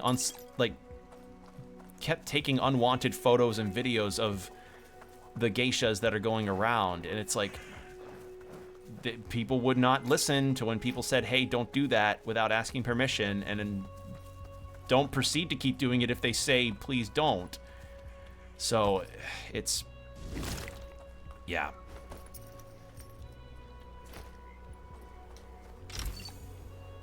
Ooh. Oh, that's actually really nice. A recharge, higher recharge on stamina. Can I equip that? Hold on. Charm. Where'd you go? Where'd you go? Your 3 slots? I have 3. But attack conduit damage up, attack conduit damage up, physical defense up, potion restore up, physical attack multiplier. No, I'll take that, actually. Then we can see if we can get the cost of them lowered later.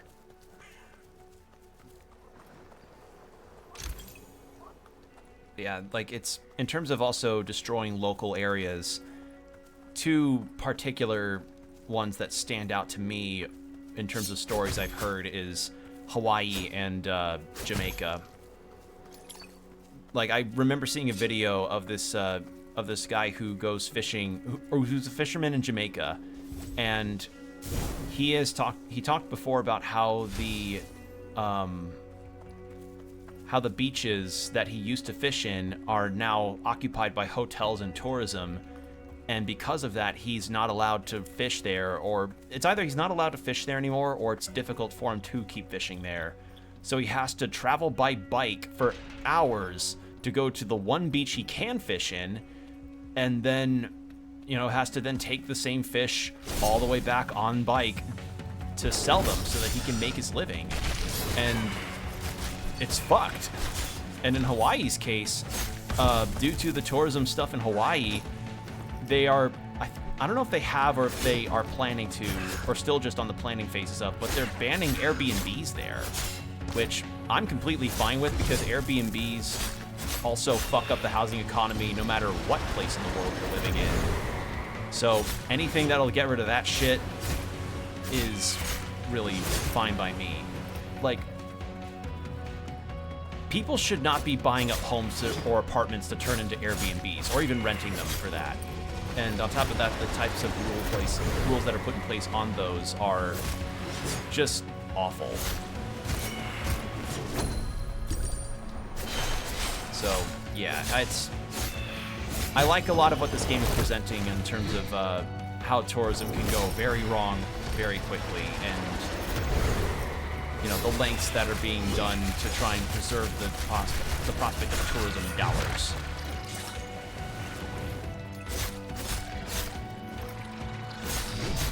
Ow.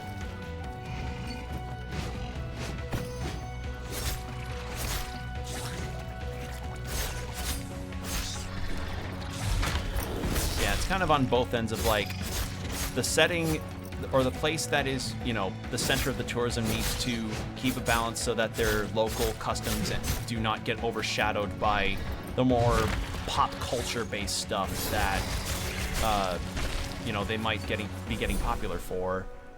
And the tourists need to not be dickheads. That is the entire crux of this whole thing. Because, like, those two things are the things that, you know, what makes tourism bad, in my eyes. Because,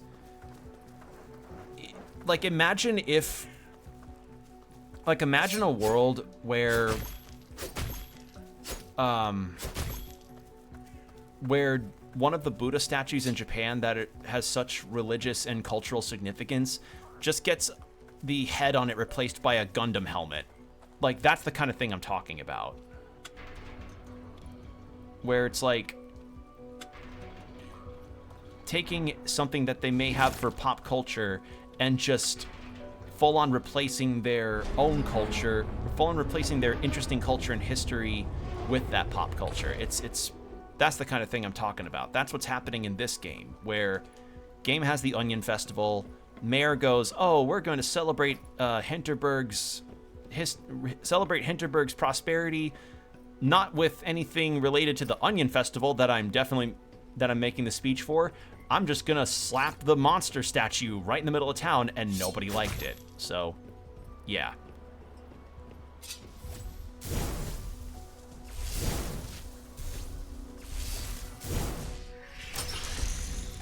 All right. Is there a third? There's a third. Can I make it over there? I can't. Oh. Huh. All right, then.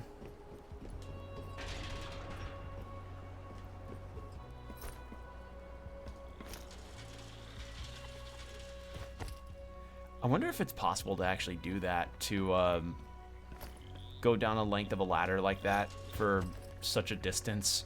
I wouldn't attempt it. I'd be too scared of falling and hurting myself, but you see that all the time in video games, and I'm curious if it's possible to do that for a ladder that tall.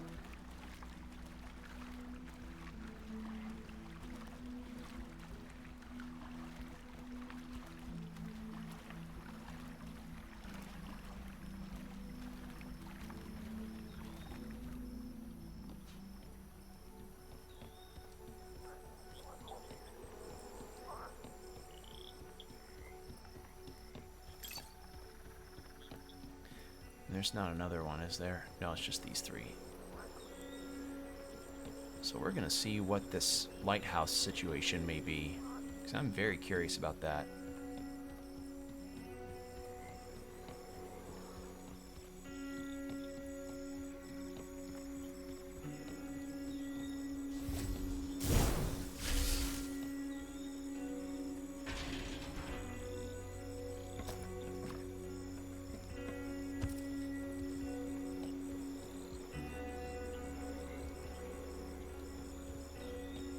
Should kick the ladder down first.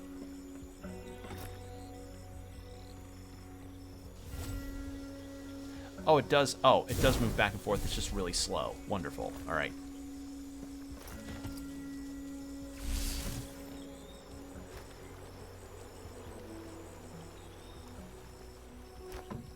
There we are.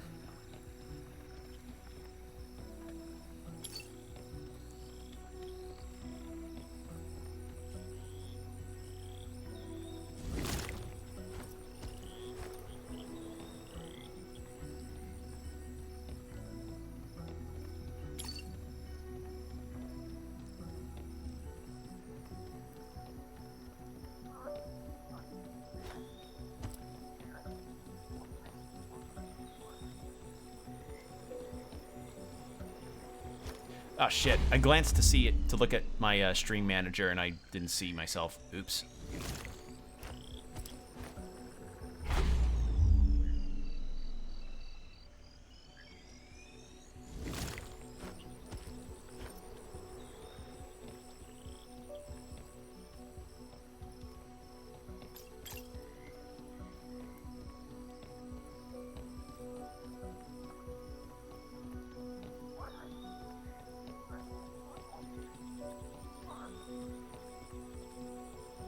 So we're going to check this to see what it is real quick. Ooh. Okay, so actually let's... Potions.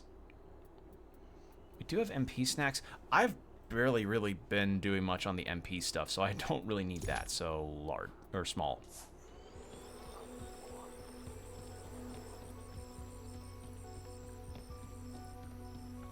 There we are.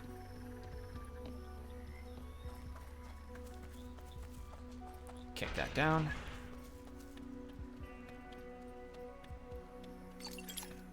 Figured there'd be stuff there. Alright, now what is this lighthouse thing gonna reveal? Is it gonna be like the Tower of the Gods in Wind Waker? No, it's another dungeon. Alright. Well, I'm already set on the castle, but cool, we found it. Alright. Let's fast travel back to...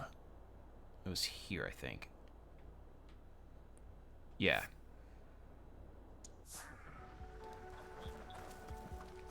Because I'm kind of tackling them in order.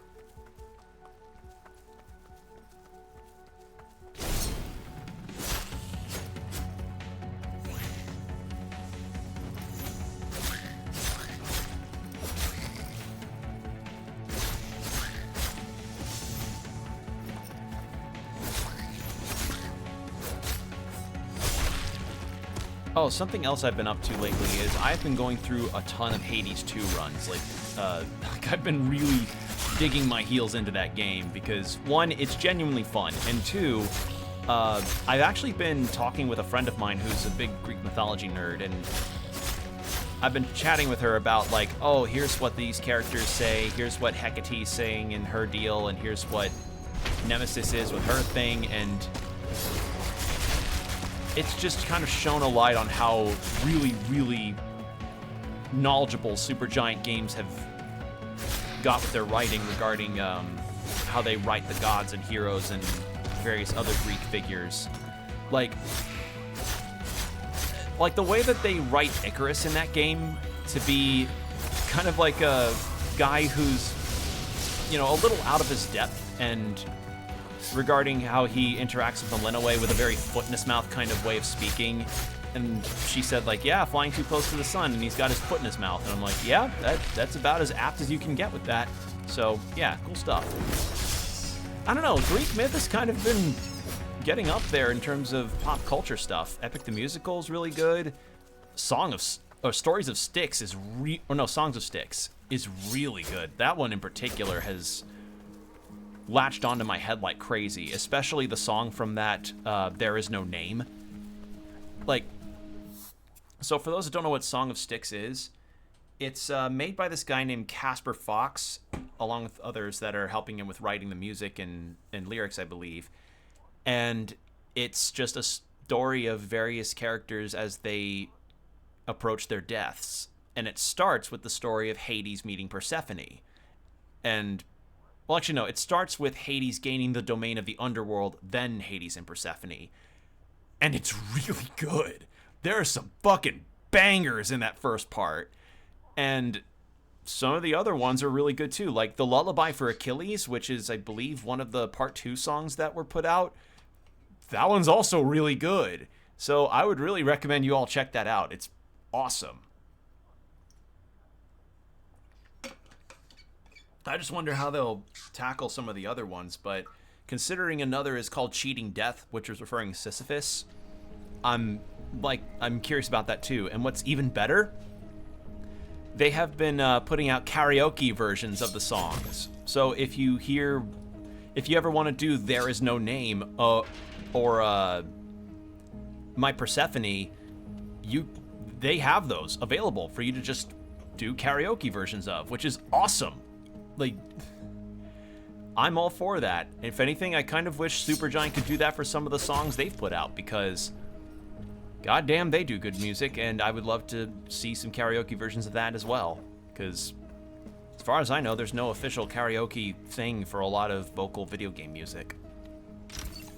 Like, there's some sites, but they aren't official ones that are endorsed by the creators of the songs, as far as I know.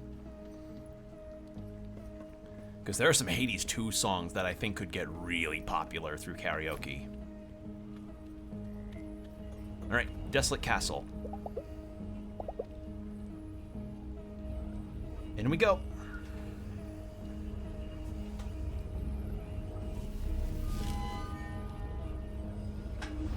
And though I talk about karaoke a lot, I've actually never been. So I don't really know how good of a time that could end up being. But I know it's popular for a lot of people, so having that option for game music to be, you know, put into those machines would be really fun.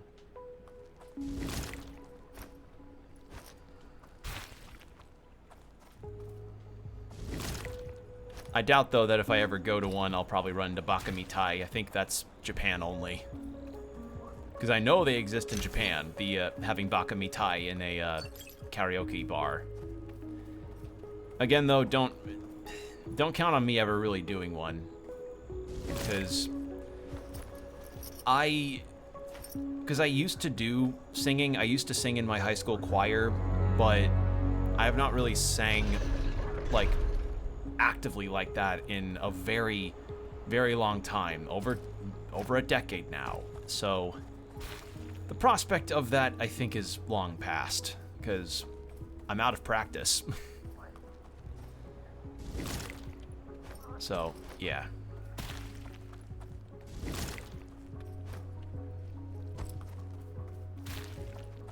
Alright, let's get there.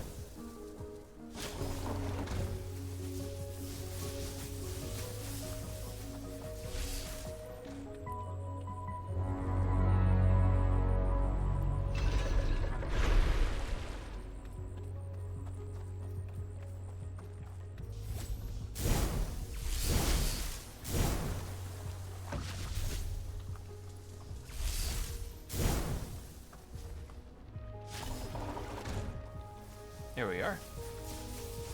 Easy.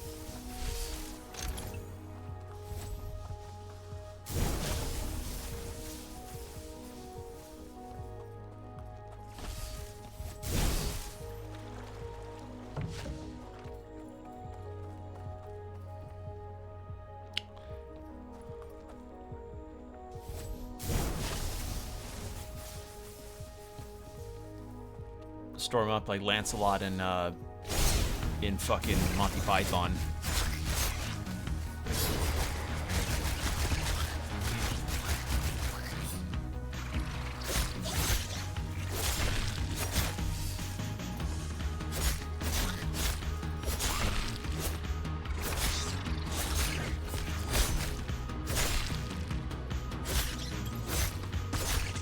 They said it was daft to build a castle in a swamp. Like, actually, this really is a castle in a swamp. They said it was daft to build a castle in a swamp, but I built it all the same, just to show them that it sank into the swamp.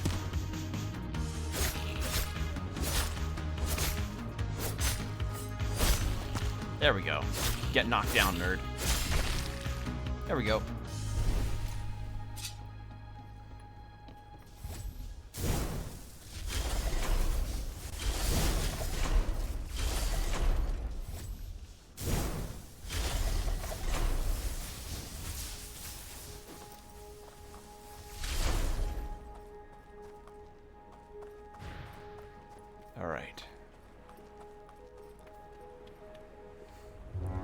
Gondor calls.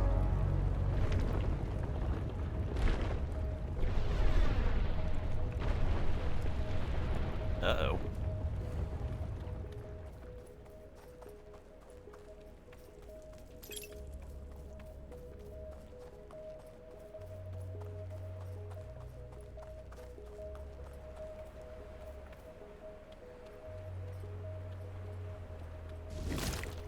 All right. But yeah, in terms of the this like recent spring of just Greek myth popular media situations, I'm kind of wanting for more types of mythology to get adapted in that style with musicals or games or what have you. Because, you know, Greek and Norse are very popular for a good reason. You know, they're very inspirational for a lot of stories, but how neat would it be to get something that's based on Hindu folklore and mythology? You know? I mean, shit, we even already have Slavic stuff with The Witcher. So, just a thought. Because learning about that kind of stuff really provides a neat lens into the culture that that mythology or folklore is from, and I think that's really fun and cool.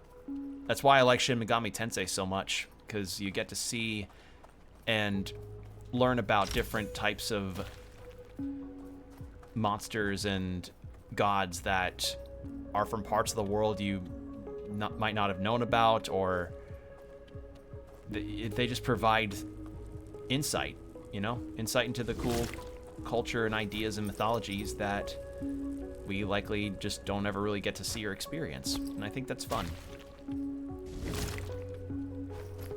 Like, I would even accept something, if there was somebody that did like an Epic the Musical style type of like, oh, we're gonna make a whole thing based on mythology for something like Norse.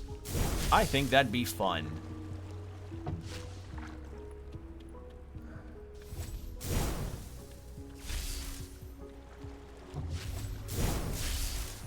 Or, I don't know, something based on Hindu, or one based on Egyptian, you know? Because the only other Egyptian musical that I could even think of that probably would count would be Prince of Egypt. And I'm not sure if that would count, considering, you know, Prince of Egypt's about biblical stuff instead of anything involving like Ra, Anubis, or anything specific as far as a Egyptian mythology type of thing.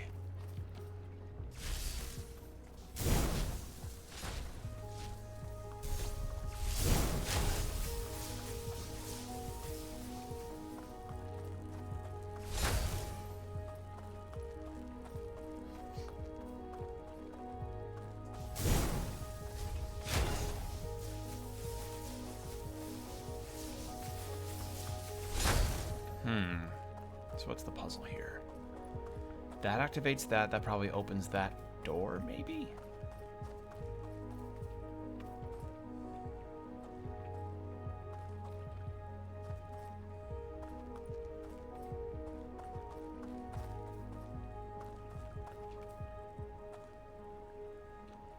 Try something, actually.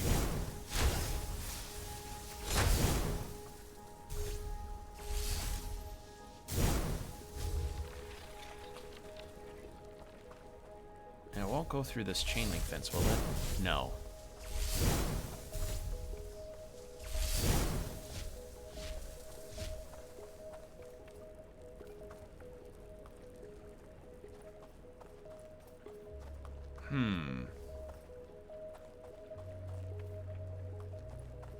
Oh, wait, hold on. I'm dumb.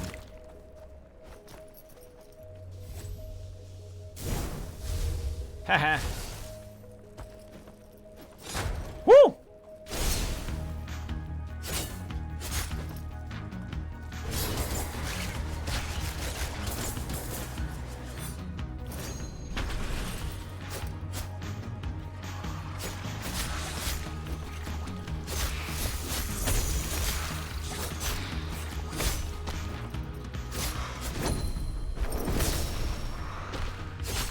There we go.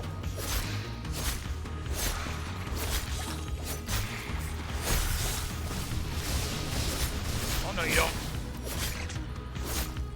Bitch. Come on.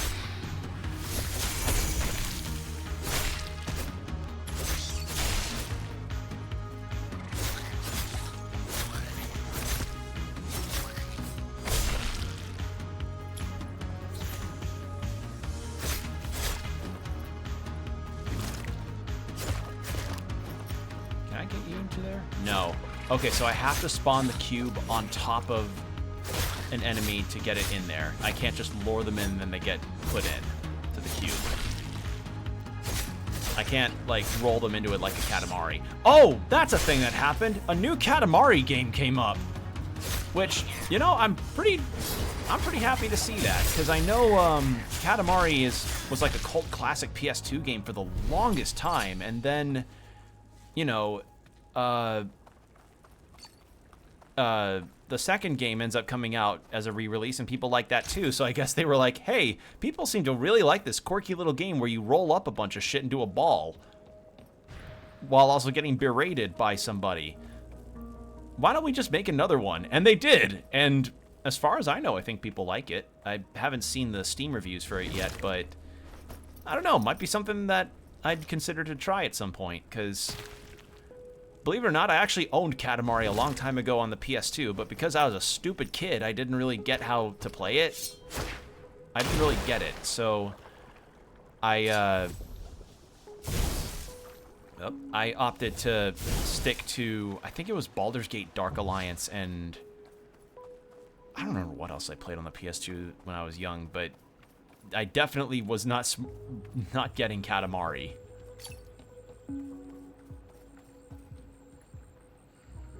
But yeah, good to see that Katamari has gotten a new lease on life. I'm very happy to see that. If only other franchises could be so goddamn lucky. If only, let's see, I think Klonoa was easily one that I wish could get luckier on that front, because I'm confident Klonoa fans would love a third game, but I don't think that's going to happen, because one, Klonoa is a pretty cult situation, like cult fandom, and also Bandai is not good at managing their franchises at all. Like, they're one of the worst cases of franchise management. I'm confident any Digimon fans will, you know, reflexively flinch if Bandai is even mentioned within their vicinity. Like, literally, the phrase that is popular is, to love Digimon is to know pain. And, I mean, learning about how they've done franchise management, I'm like, holy fuck. Like, they are the worst at it. Konami's pretty bad, too. Like, we all say fuck Konami for a reason, but Konami's deal is just they're prerogative is just continuing with the fucking pachinko shit. Bandai is just, they don't know how to fucking sell anything properly. So any kind of prospects for Digimon just has to become successful by the off chance of people buying it, and by them I mean the executives at Bandai, you know, putting their working brain cells together, being like, oh, hey, people actually like this thing that we don't market well at all. So yeah, it's dumb. Like, it's the reason why Metroid Prime 4 had to get put over to Retro Studios' hands after Bandai had apparently not been doing well by Nintendo standards.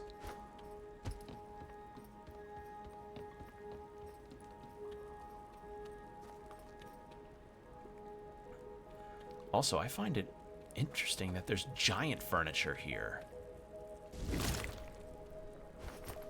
Like, giant furniture, but regularly sized, like, castle stairways and doorways and stuff.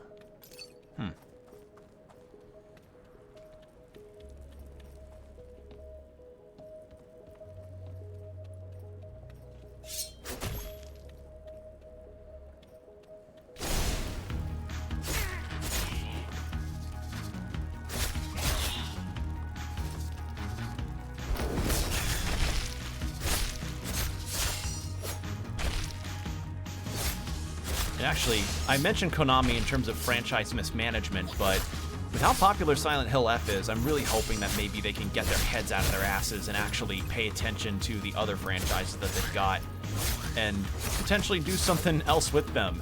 Because while I'm interested in that new Bloodstained game, which is possibly taking some notes from Portrait of Ruin, boy howdy would I like to see Castlevania be given another swing.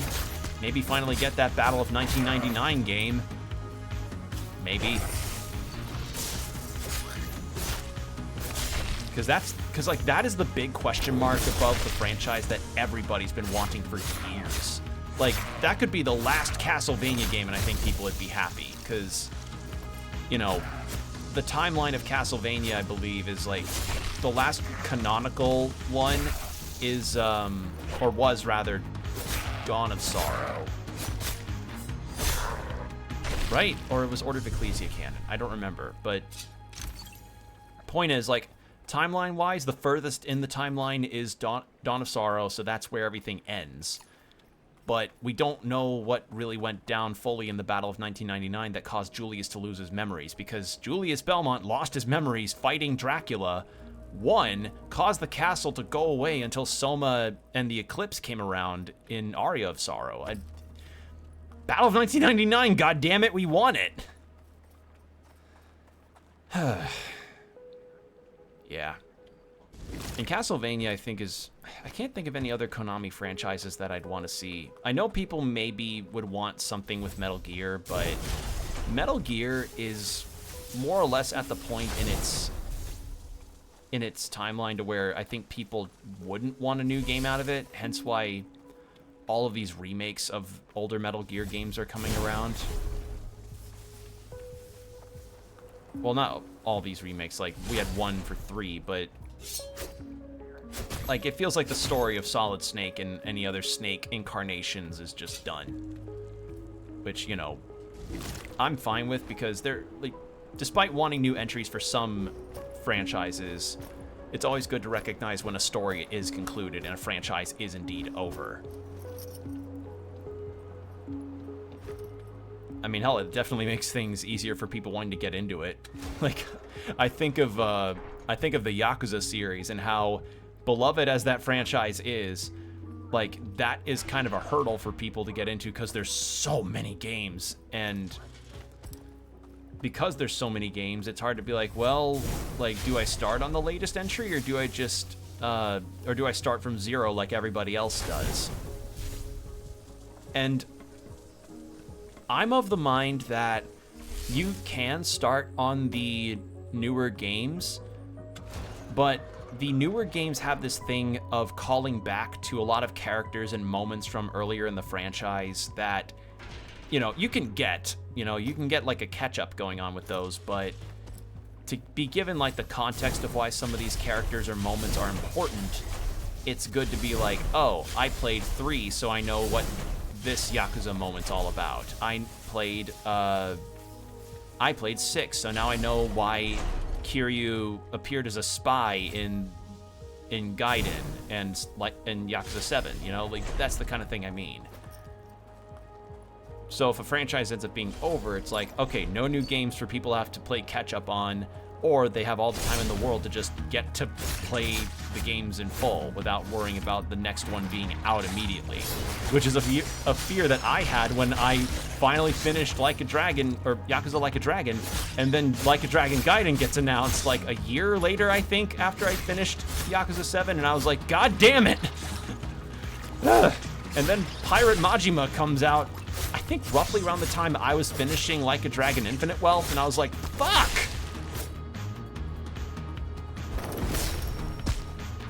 So, yeah, that's kind of where franchises can go. It's like, sometimes it's good to let a franchise be done. Like, though new games are nice, it's also good to know when to hang the hat up, as it were. Also, we are 30 seconds away from an ad break. Let me just get through this fight, and then I'll go into BRB.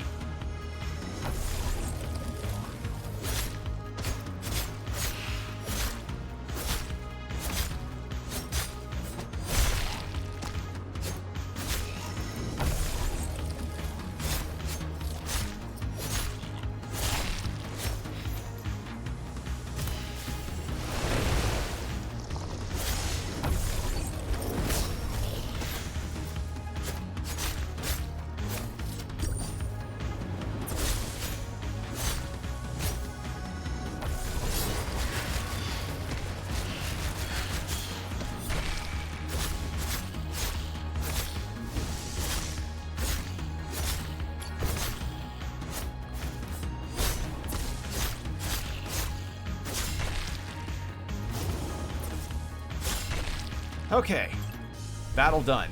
Ads are about to start. 3 minutes, and then an hour of no pre-rolls. Get yourself some water, stretch, do whatever you need to do. We'll be right back. And we're back. Thank you for your patience. All right. Now then, we were in the middle of a dungeon on this. But yeah, I guess to conclude that subject on franchise continuation, there's just a certain point where I also believe the creativity runs a tad dry in the well, as it were. Like, there's only so many stories that could possibly be spawned from one particular premise, I feel. And while there are some formats that can go long running, do not get me wrong, I feel like at certain points when you've got a lot of ties or loose ends tied up, or when there's not many loose ends in general, it just feels like whenever a season 2 or a new entry into blank franchise is asked for, I just feel like, do you not get that? Like, I just think back to Date's whole thing in Like a Dragon Infinite Wealth, where he's talking about not really wanting to let Kiryu go, thinking that he's just marching to his death, which I don't think he really is. Like, I don't think they're gonna get rid of Kiryu, because Kiryu's a fan favorite, and also, like, how do I put this? Fans tend to not really want to let go of their Pookies sometimes, and even if that ends up meaning the stories end up having to revolve around them by virtue of that. Like, sometimes the Blorbos are just too valuable, and I understand that, but it's like, a story being done doesn't mean your Blorbo goes away forever. And plus, there's always fan fiction. I know that's a popular way for people to keep remembering their Blorbos. And I think I'm using that term correctly, because trust me, I've seen character brain rot for franchises that are done, or characters that may have run their course. It's just, I feel like the problem comes in mind when people just go like, why isn't there a new entry in this thing that has a definitive conclusion? Like, people, I've heard someone ask about a season 2 for Samurai Champloo, and I'm like, what? Like, my head kind of shorted out for a second, and I was like, huh? Like, I get that Samurai Champloo is very good and the characters are well liked, but that felt like the ending to Champloo is pretty goddamn definitive. It'd be like asking for a season 2 to Bebop. I'm like, what? That's what I just think is like, what? Pardon? So, yeah, sometimes you just gotta recognize when a story has run its course and the characters believe that too. Like, the characters in universe are, you know, looking almost directly at the camera being like, we are done. Character A is tired and would like, or main character A is tired and would like to go take a nap now. We have this new protagonist that everybody likes too. Come on. It's like, yeah. So that's just kind of my deal, you know? Like, there's one more stair thing that I'm missing. Where the fuck is it?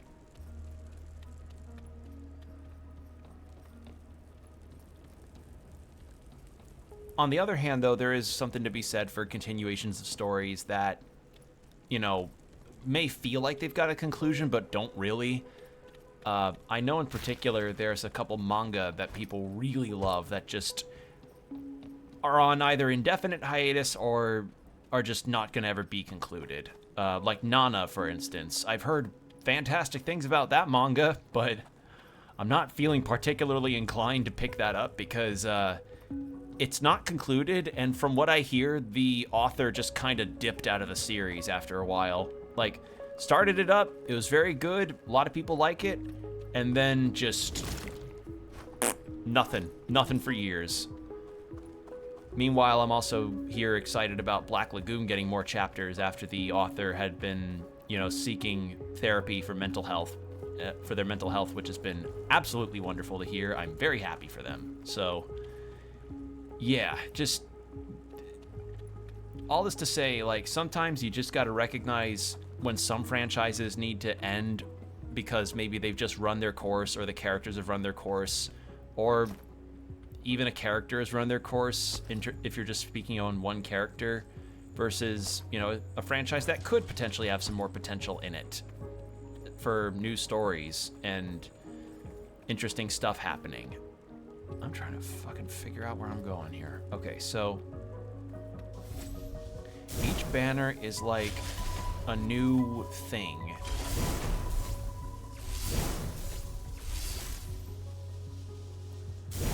Fire here. There. Okay, so we got that.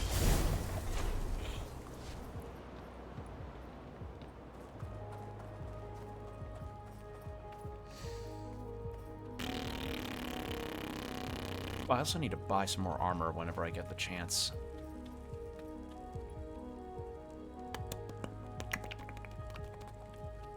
Where the fuck am I? Climbed up here, got to that, then the door fell here, that led to a shortcut. So where's the last stair? Where's the last horn? Where's the last Ricola horn? Because we got that first one up, and then all those pillars fell. Fuck. We got that first one up, and then all those pillars went down. We got the second one here, and all these fell.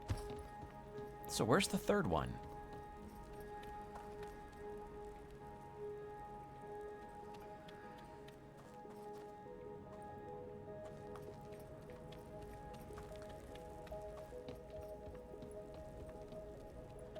I guess also, like, something else that might be a case of a franchise getting a new lease on life is just the fact that a new audience gets exposed to it by its,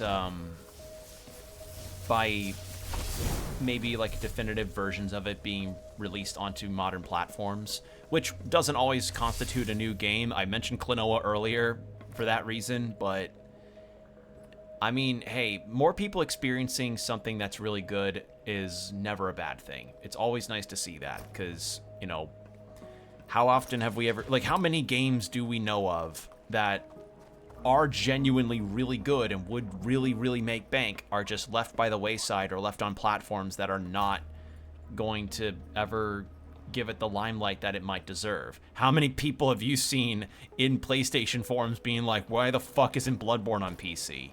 How many people have you seen, like for me instance, talking about Vanillaware games with Unicorn Overlord? Why isn't that on PC? Like, it's not an uncommon sentiment to at least let a past franchise or a past franchise entry just get a new goddamn lease on life or be spread to a new audience. Literally 3 of the Persona games, and let's see, Personas 3, 4, and 5 are on all platforms now. The 3 remake is recently just came out on Switch 2, and a 4 remake got announced, which I know fans are not entirely happy about because they would rather just get to play Persona 2. I get that. But like, you know, that's an example, you know? Franchise getting a new lease on life on a completely new platform because people just wanted it there. It's like, who'da thunk, if you listen to people and give them what they want, you make bank on it because people wanted it. I'm trying to fucking find this final bugle. Because we found that third bugle, or that second bugle. Where the fuck is this third one?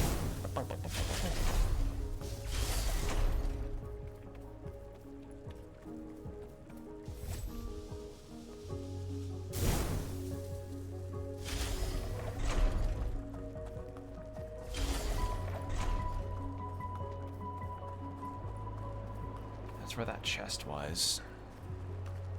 Climbed up the swordfish one.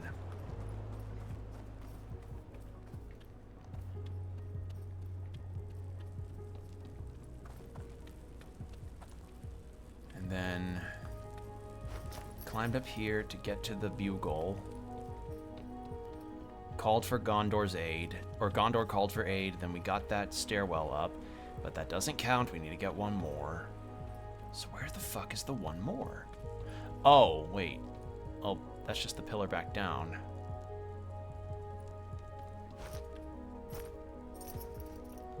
See if I missed something. It's kind of dumb that I can't jump that gap. Unless... Nope, uneven ground. Damn it! Alright,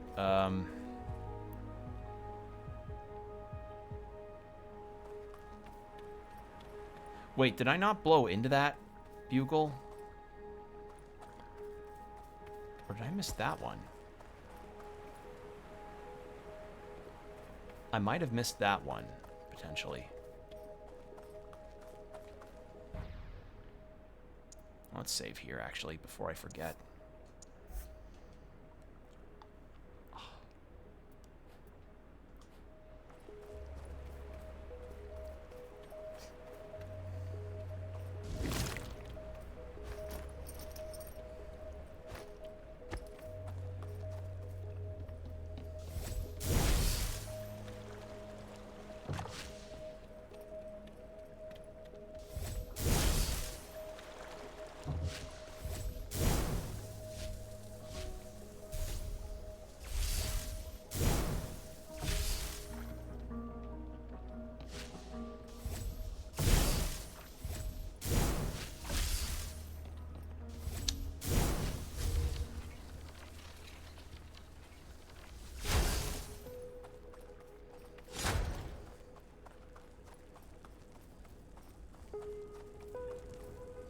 Yeah, I think I might have fucked up somewhere. Hold on.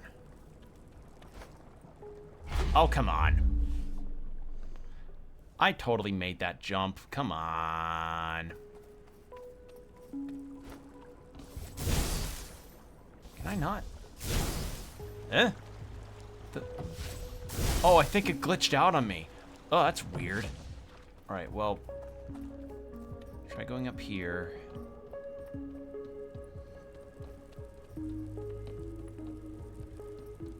I might have missed this one. Did I? Yep, sure enough, that was the one I missed. Okay, good job, Will.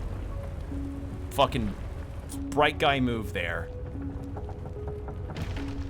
I just passed it up somehow. Alright. Now, it also explained why I couldn't get this ladder kicked down yet. There we go. And then we hop around here, and then we can get up those stairs, finally.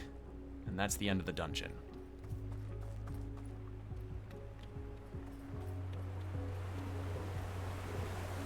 Okay, stamp. So then, Hinterberg West, which we technically did get a stamp on. So, let's see, that's 3x4, so 12, 13, 14,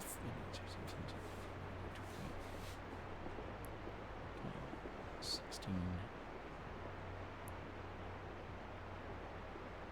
20, yeah. Wiserman's Arena.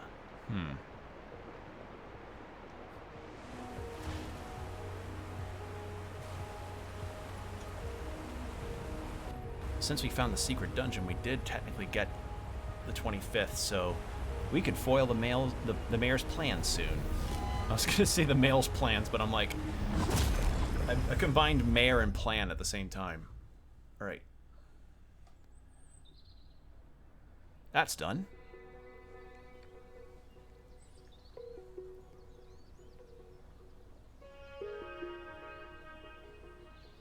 Okay, let me see if I've got all this straight. You've spent the morning with this local girl, Thea. Thea, right. So, that dungeon you broke into, where Mayor Wagner had her little welcome party, that was the real 25th? Yep. And the one we met in the other day, that wasn't actually a dungeon?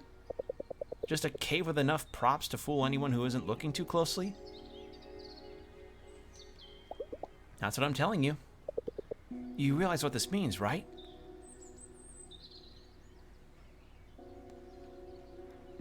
The mayor isn't playing fair.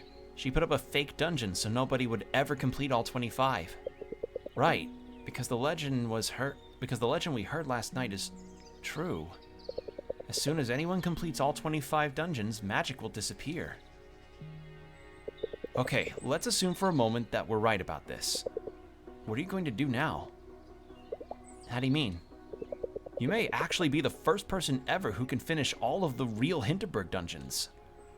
And if you do, all of this, it'll go up in a puff of smoke. If all that is the case, I'm asking you, what now? I want to finish them all because fuck the mayor and fuck the magic that's destroying this town. I'm going to complete every dungeon here. Honestly, love, if it were me, I don't know, maybe this is where I'd pack my bags and go home? What? Are you kidding me? This isn't a game anymore, Louisa. Look around. Coming here is such a life-changing experience for so many people, the two of us included. You and I, we're not the only ones who deserve a little magic in our lives. This place is something special to tens of thousands of people who come here every year.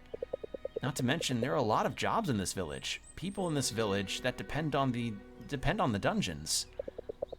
You want to just take all of that away? Why?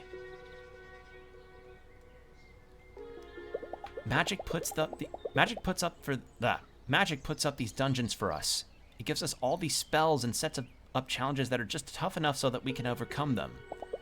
Whatever it is and whatever its reasons, it clearly wants something from us. There's a message here, and the mayor is actively suppressing it. You think all these earthquakes are a coincidence? Or the slimy tendrils? You sure this won't just get a lot worse? We're dealing with something big, something unknown, and it's already lashing out. I think you're reading a whole damn lot into all of this, and you really have no right to make that decision for all of us. Tell you what, go out tonight, find someone to hang out with. Then think about whether they'd really be better off if the dungeons were gone. I'll talk to you later. Maybe a good night's sleep will get your head on straight.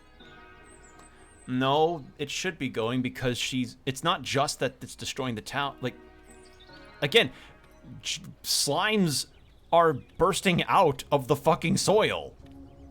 And, you know, it's actively suppressing anything else. It's actively suppressing everything else around. So, Alright, famous people. Sam? So I was standing there in the middle of the forest at midnight, in my underpants. Next time someone tells me there's a secret ritual to finding a dungeon, I'll send my crew to fact check. If you follow back on Sly Fam, I can totally check things like that for you. I've got this stream where I debunk dungeon myths. Can I send you a link? Lady, we got this covered. Could you, like, back off? Yeah, too many slayers in the dungeon. Calm down, you two. She probably wants an autograph, that's all. Hey there. Yes, it's Sam Kell. Sam Kelly? Sam Kelly, in the flesh. I think we've run into each other before. Sorry, I forgot who you are. Ha! Good one. You got a pen? Thanks, but I'll leave you to your fans. Hold on. We're about to hit the bar for some dancing. Why don't you join us? Champagne's on me. The more the merrier, yeah? Ugh, really? Another rando? Joining Sam Kelly and his strange entourage might increase my amusement. Yeah, we need the Hannah Shop signature. Hey, would you mind signing this? It's a petition against Town Hall closing down Hannah's smithy. Another time, okay? We're about to party. Alright. Sure. We probably also need to do that for... Okay. Ooh, damn, fuck it up. Ooh, tear it up there. I'd laugh if, like, he did the Disco Elysium dance that Harry can do in the church, or if it was just the gritty. My stamina isn't even close to what it takes to keep up with this guy. His groupies drop out as well, one by one, getting fresh air. Sam Kelly is happy to go on by himself. I'm not complaining. Drinks are on him. Fuck yeah. So, you really had no idea who I am? Or were you just being coy? I mean, I've seen you around. You're some kind of star, but that's about all I know. Ha! It's Sam, but we've covered that. Ace the Hastings 5. Except for that one dungeon no one's ever finished. Who's counting, though? Movie deal was decent. Streaming money, you know? I don't know. So you're like what, a day tourist? Here to finish all 25. Just here until I finish every dungeon around Hinterberg. Ambitious, huh? I like it. Mind if I take a look at that gear of yours? Yeah, that's decent. Amazing what's on the market for amateurs. Slick steel polymers, honeycomb absorbers. That stuff wasn't even around a couple years ago. Too many straps, though. See, you can cut these right off. They constrict you when you're spellcasting. You know a lot about gear, huh? Oh, you're making it sound like I'm some kind of nerd. All I'm saying is, cut those extra straps. Be better at magic. Simple. Alright, cool. Increase magic. Okay, so he's more than just a celebrity. He's genuinely interested in gear and magic. Alright, got all this energy. Would be a shame to let it go to waste. I'm going back in. You coming? Sure. I'll join you. Right on.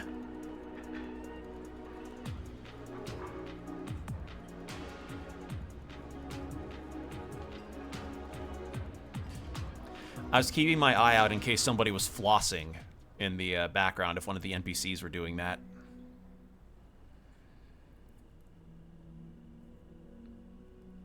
Actually, what are some of the other meme dances that would have been funny to reference? Oh, Gangnam Style! God, could you imagine if somebody pulled a fucking Gangnam Style reference in 2025? Oh, God. Ooh! Okay, so we got 100 amusement, so that means... How is the resonant sword? Still not... Well... No, still not as good as the bunny blade. Alright, so we gotta do some equipment shopping, though.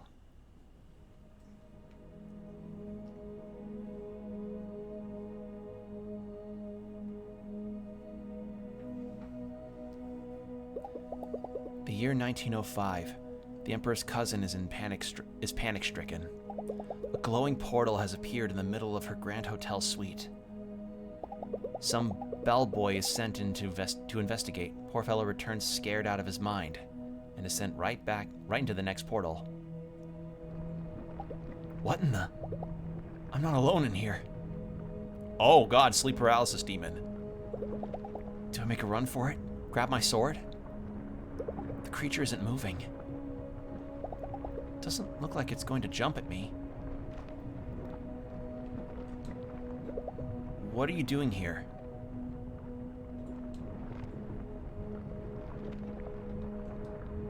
I don't understand what you want.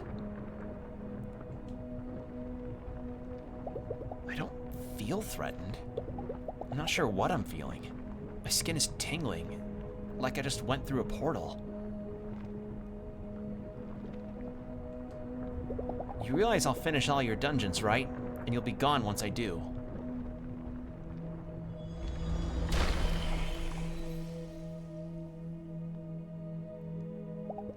I left something behind. A bunch of gear. Good quality, too. Oh. Whatever this was, I think I got the message. Magic wants me here. It wants me to press on. Oh, so I guess the dungeons are also sick of being a part of this. They want out. It's kind of like a thing of like, listen, we like our worlds collided and now we want them separate again because of how long it's been. It's 3 years ago. Famous alpinist Klaus Hornbacher intrepidly steps into the first of the 25 dungeon portals that have appeared all around Hinterberg. As he reemerges, the villagers cheer. Other dungeons had appeared in several places around the world only a few weeks ago, attracting the attention of scientists, the media, and of billionaire adventurers from around the globe. Footage of Klaus solemnly stepping out of the portal is all over the news, faces in the background beaming with joy. Beaming like they all just won the lottery. Fräulein Louisa Dorfer? Let me see some ID. Can I see your ID, sir? I'll be out of your hair in a minute, Fräulein. Just here to deliver a message. I'm here by the request of the mayor, Mayor Wagner. She wishes to dine with you tonight, at the inn on Main Square. 7:30, if you please. That's all she said. You do realize you have no legal ground to force me to go? No, Fräulein, I do not. Relax, I'll go. If only out of curiosity. Pfft. Fuck off, dude. Like, get the fuck out of here, man. Thank you. Thank you, Fräulein. Enjoy your sleigh, please. Will do. Pfft. What chode? Poor cop. No. Relegated to messenger and still nervous as hell about it. I'll see what this is about tonight. No, I don't have any sympathy. Like, that guy could clear... Like, if that guy sees something wrong, he's not doing anything about it. Classic cop behavior. Alright, so we have the Lighthouse Reef, which we just unlocked, so we'll go do that. Equip the new gear that we got, and then we'll see what the mayor wants. Because we're getting close to completing all of the 25.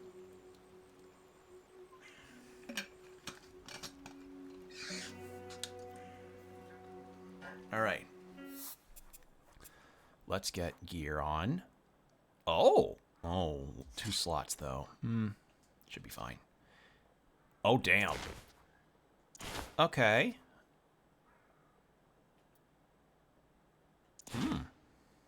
That's pretty decent. That's the... I don't like the pants. The pants kind of feel like you did a bad tie-dye job. Alright, so next reward. There we go. I have so much money. I really should be spending it on something. 250 monster parts. Feels the power within yourself, hero. Your attack conduits now recharge faster. That's still not enough monster parts, though. Give us more. Your next reward would be Sell us 300 monster parts and we will increase your attack strength. We must be out of our minds to be doing that for you. Well, I don't know what you're doing with those monster parts, but cool, man. I don't ask questions. Don't ask.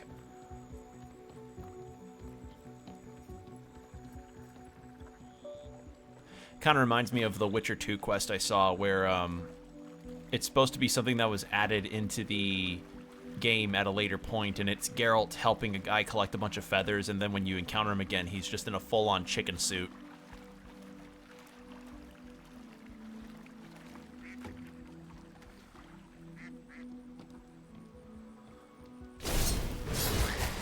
Whee!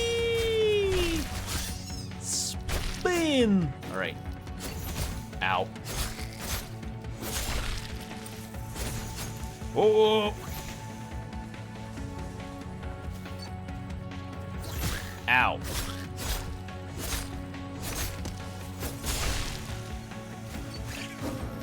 Why can't these hazards hurt them?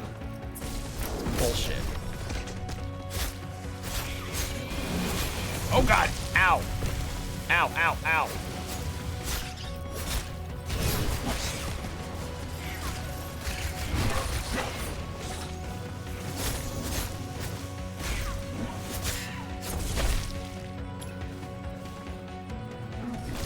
There we go.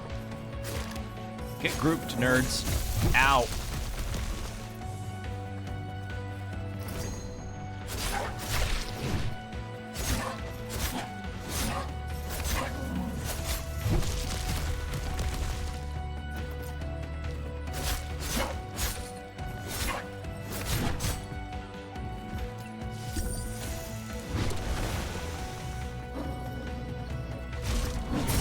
Ow.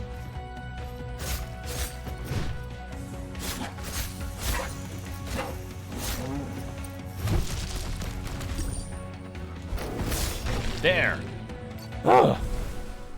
Fuck those guys. Ooh, butterfly bur. Ooh, a new conduit. Ooh. Hold on. What is that? Unleash a barrage of destructive butterflies on your enemies. You know what? Let's replace the spin attack with that, because if that's a ranged, I could use that. That'd be really nice.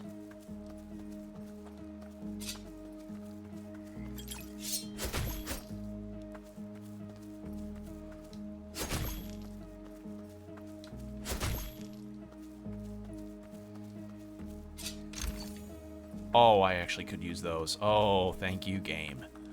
All right, and pop these. Okay, well, Lighthouse Reef. And we're at the right level for it.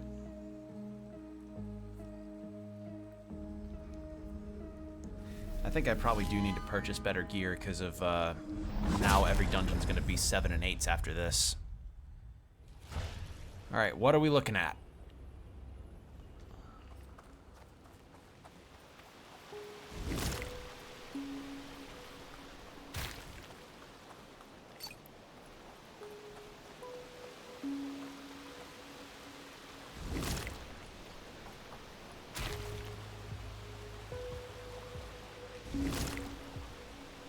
How the fuck do you...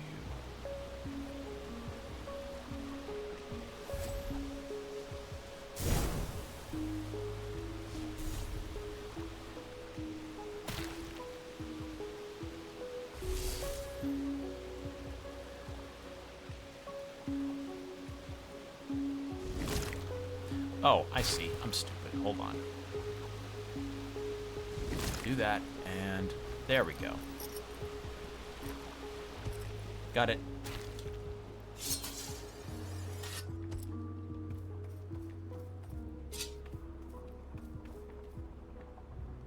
Now what is down there? Nothing? Cool. All right.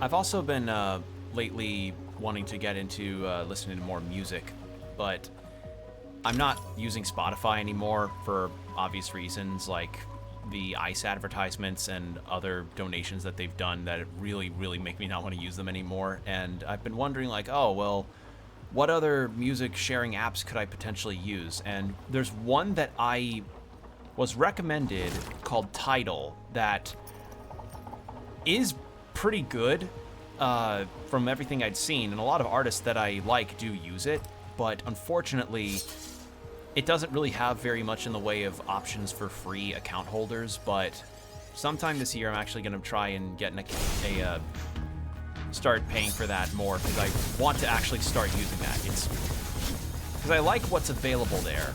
I just want to, you know, be sure I'm financially secure enough to start using it more openly, or not openly, but like more consistently.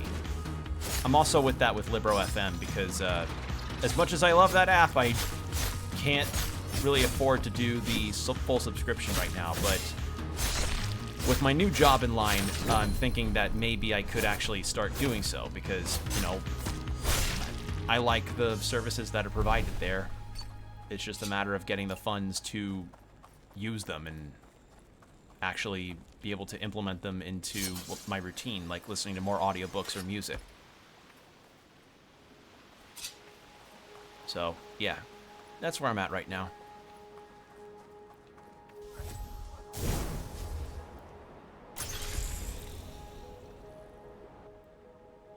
Because I've 1,000% been hearing a lot of really, really good stuff that is available on Tidal as well as on YouTube. Like, lately, my YouTube algorithm has been... Okay, so lately my YouTube algorithm has been really providing some fucking banger sounds. Like, genuinely really fantastic music. And I'm like, damn, this is good stuff. I wonder, like... And I wonder where else I could probably find more of it, and I hope they're on Tidal, but that's also something that I've liked lately, is that YouTube music has been just doing aces for me and a lot of other people. Like, genuinely, it's really good. And one in particular that I found was this artist by the name of Bonesaw, who not only is a musician, but they also have a webtoon where they use their music. I don't know in full what their webtoon's about, but I'm definitely interested. I think it's Bonesaw Art is the full channel, but their music is fucking great. Like, it's really, really good.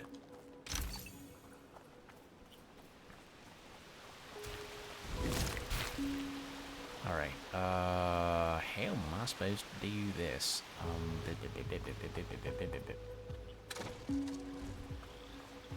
Oh, I see. How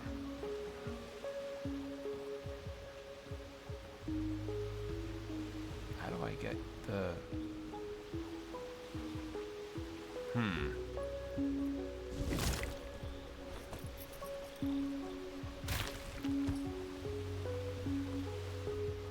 Because I see what I'm supposed to do, unless...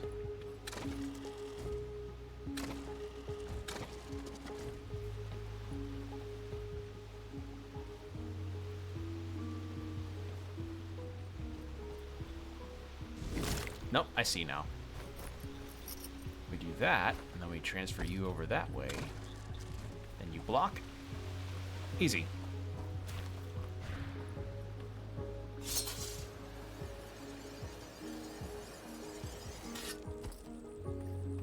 There we go.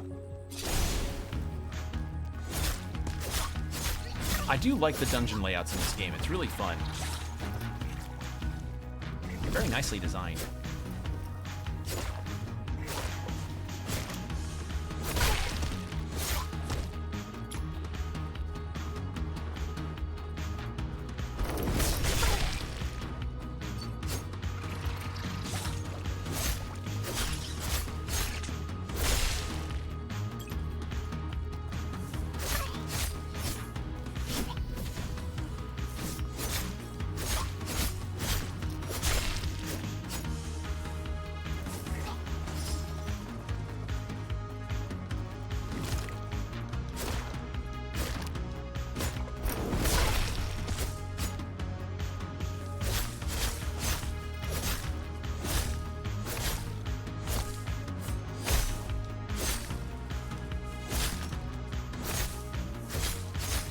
The only thing I'll say is that the divot in this terrain is kind of making my combos get interrupted.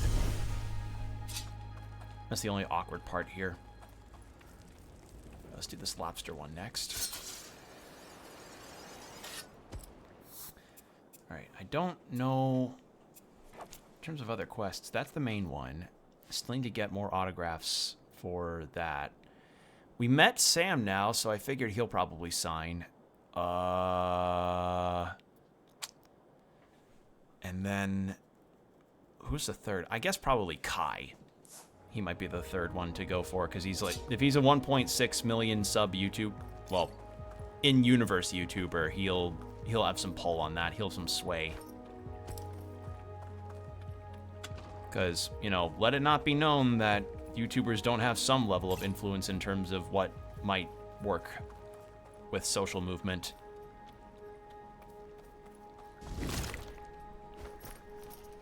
Or even, like, movements against tech companies that pull stupid shit. Or movement, like, they get attention very easily.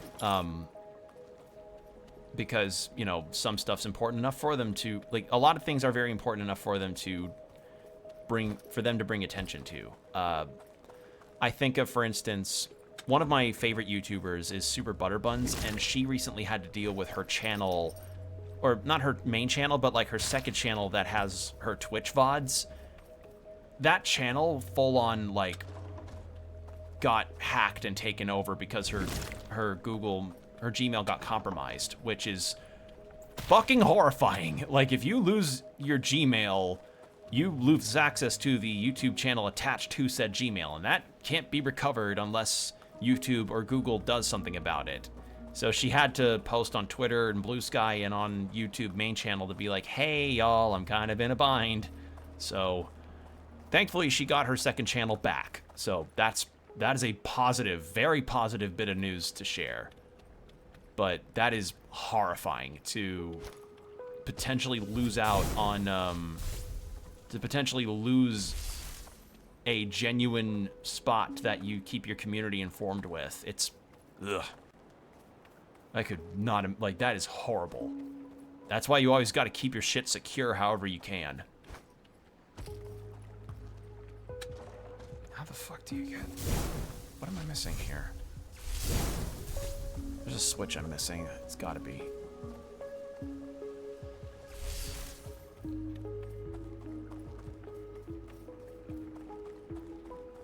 Did that to get to that, and then we can go through here to get to something.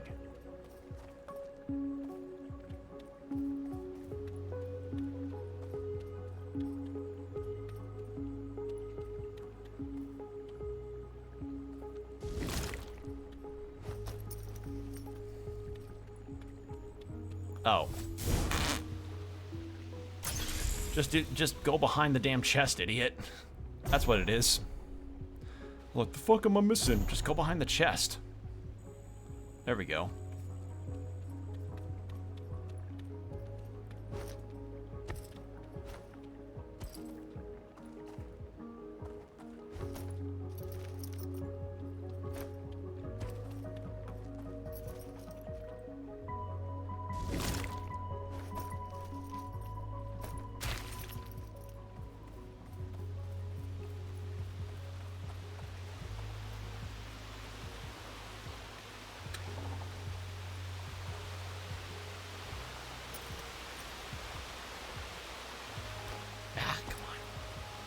That is tough. That is a tight platform to get this thing on.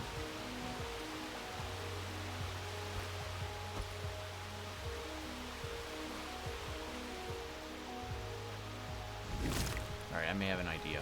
Hold on. Instead of trying to fit it on top like that, I need instead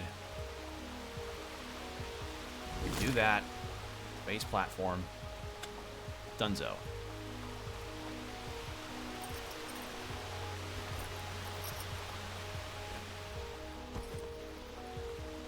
Got it.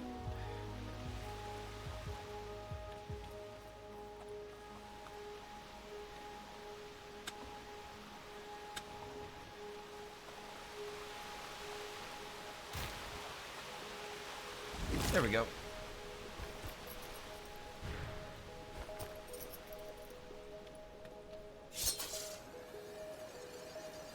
I missed loot back there, but that is fine.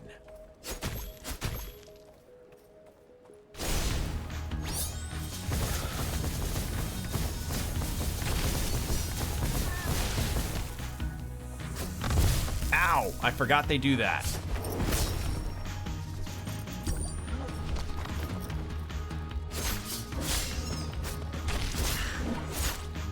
Ow!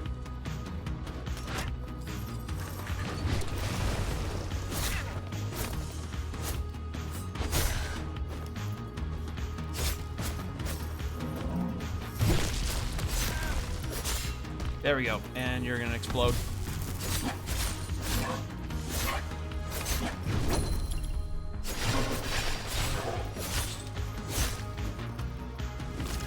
Get cubed, nerd. Yeah, I think this one's kind of messing up a bit. Come on, come over to the center platform where things aren't going to be wonky.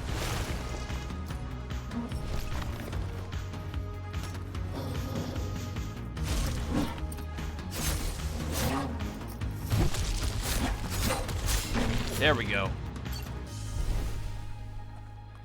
Yeah, I think the terrain there is kind of interfering with how you're fighting here.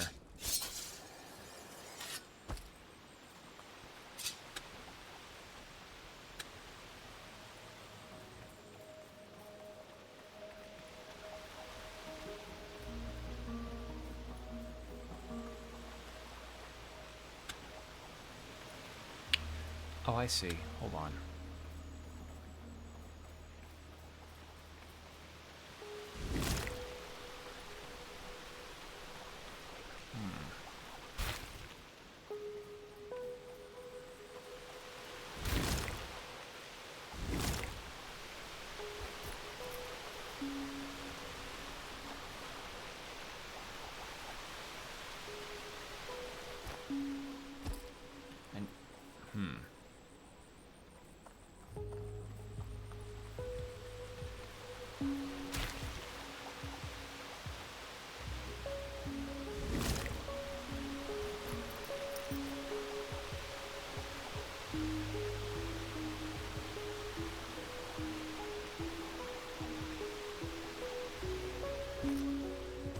I'm just taking a survey. I know exactly what I'm supposed to do. Trick shot. And then that pops up.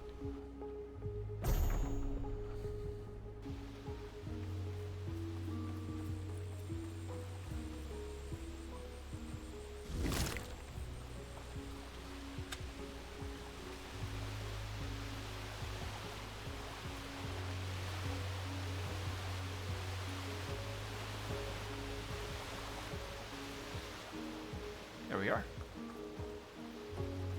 And we get a chest. MP on sleigh. You know, hold on. It said like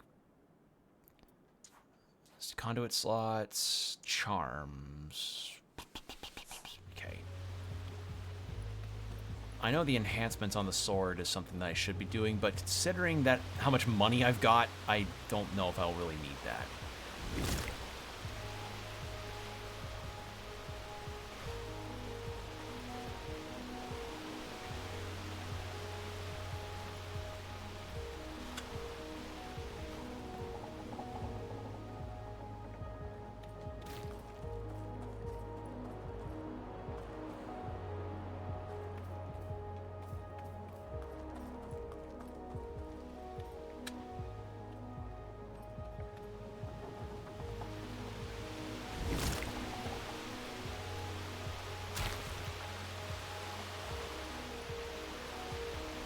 Oh, I'm dumb. Hold on. I was like, wait a second, what's the deal with the... And now I see. Yep. Okay. I get it now. Move you back and put you on this platform, and then I move you back.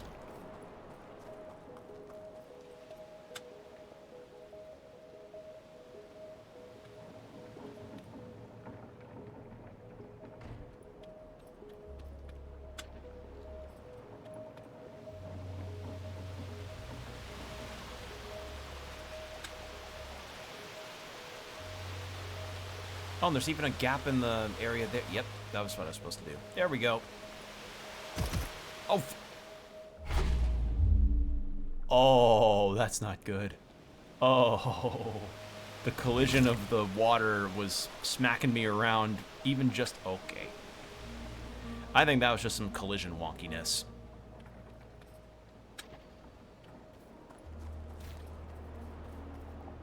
Alright, well. Nope, didn't mean to cancel. There we go.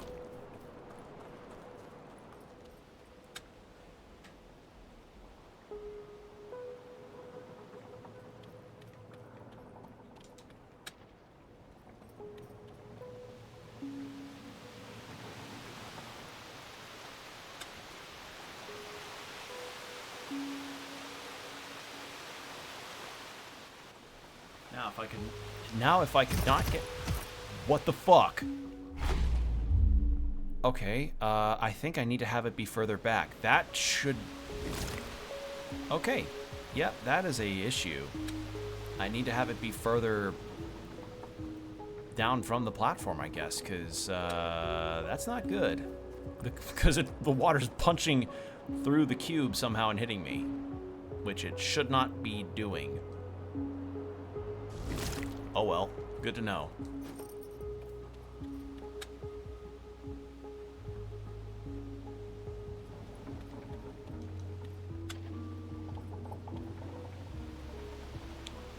Oh fuck, hold on actually.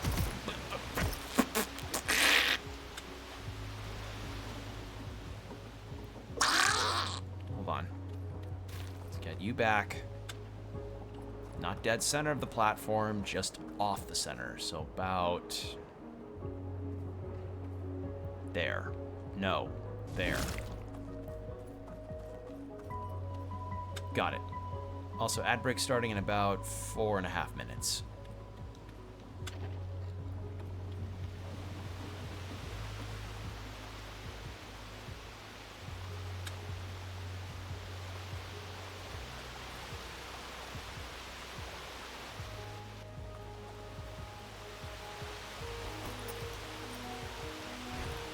There we go. All right, beacons are lit. Gondor calls for aid. Just gotta find the...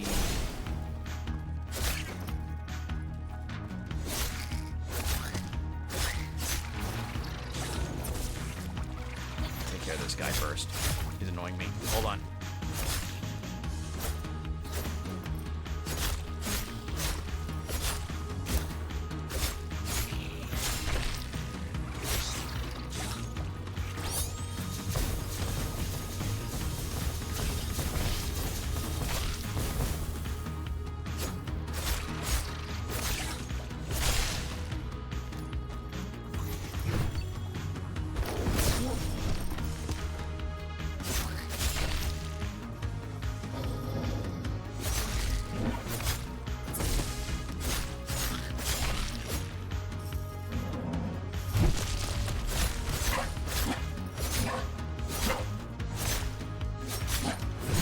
Ow, didn't dodge in time.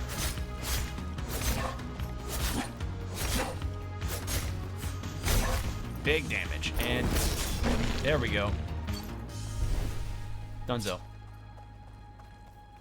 Alright, well, all those are lit.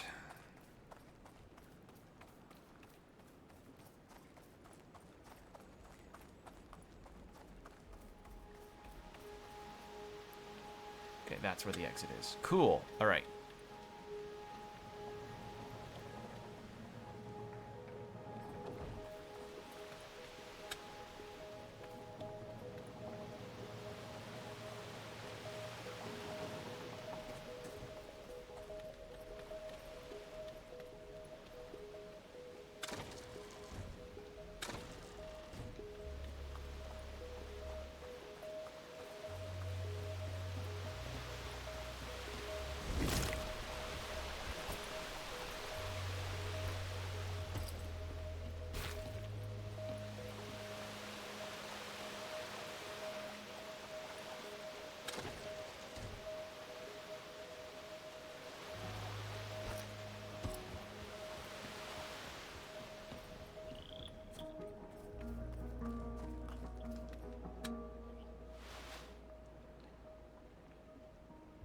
have that.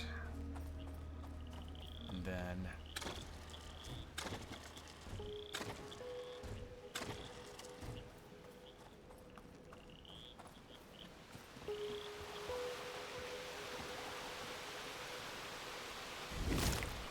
do that.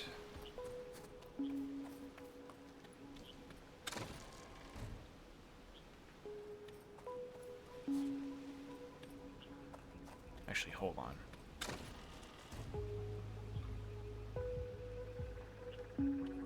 Is there anything in the... Where do those platforms take you? Take you just kind of away, so... No, that needs to stay up.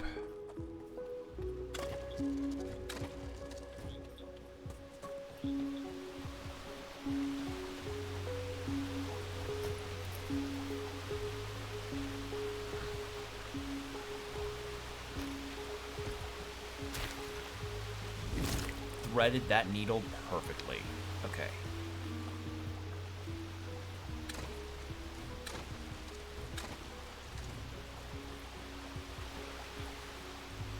And there. I don't know if that's how it was supposed to be done, but it works. Oh my god, please hop up. There. Alright, but the ad break's about to start, so then we'll have an hour of no pre-rolls after 3 minutes of ads. So get yourself some water, stretch, do whatever you need to do, and we'll be right back. And we should be close to being done with this dungeon. And I'm back. Thank you for your patience, everybody. Also, it just dawned on me the exact reason why I hate Yuri from Spy Family, to bring that up. It's the same reasoning as to why a lot of people hate Morgana from Persona 5.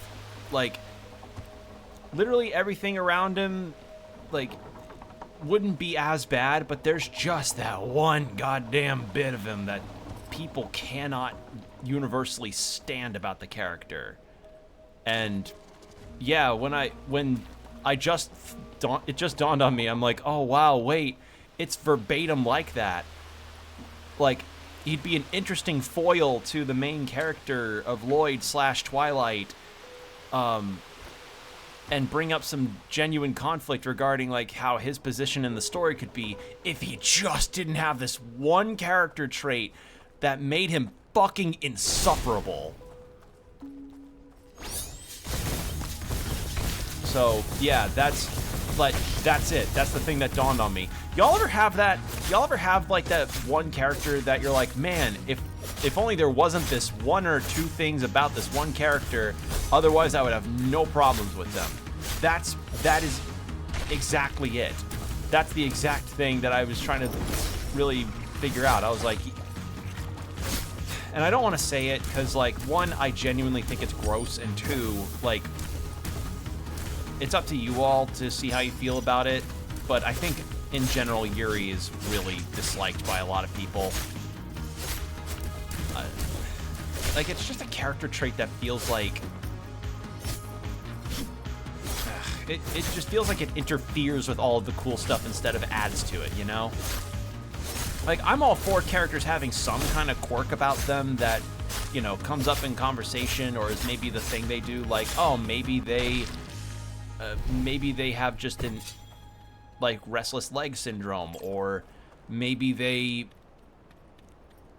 I don't know, like, or maybe they're very deadpan. Like, I'd rather, but with what Yuri, Morgana, and so many other characters end up having, like, I think of Sanji in particular from One Piece, a pretty bad case too, and I'm like, fuck, I'd like you more if you just weren't insufferable. Ugh. In certain parts. Like, if you just were not, if you didn't have these insufferable qualities, you'd actually be a likable character. That's the thing that, yeah. That's the thing in Spy Family, Persona 5, a few characters in One Piece as well that just make my brain go, God damn it. So, yeah. Let me know what characters y'all have that are like that.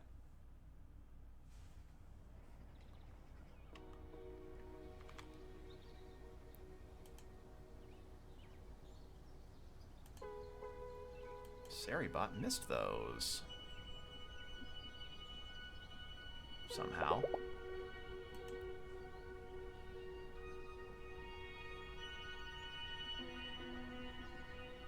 I hadn't had a bot that evaded Sari bot in a while. Alright. Meeting the mayor tonight. I can get some shopping done before the dinner, but I should head for the inn on the main square. I want to shop first. I want to see about upgrading my armor, too. Yeah, sorry, for a fucking free viewers bot somehow made it through Sari, which is really weird. That never happens.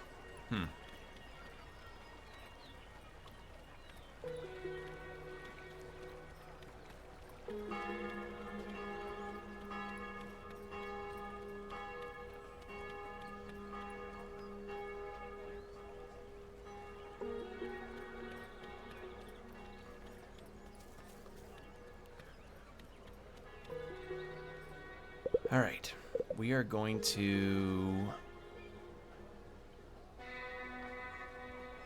Can I not enhance my sword? I guess not. Or enhance my armor? Browse shop. Buy. Actually, what other ones? Do you have any others? No. Any unique items? No.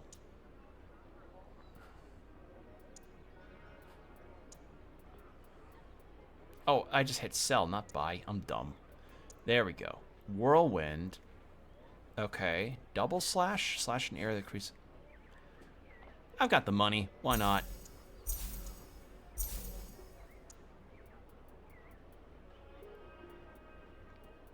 MP on Slay.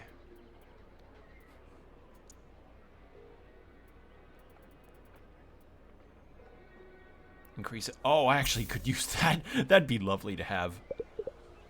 Alright. And as reluctantly as I need to do this, sorry, Hannah.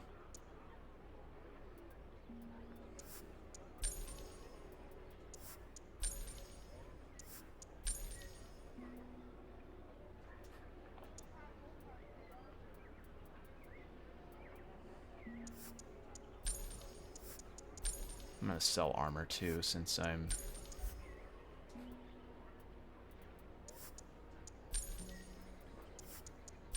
not really wearing these anymore.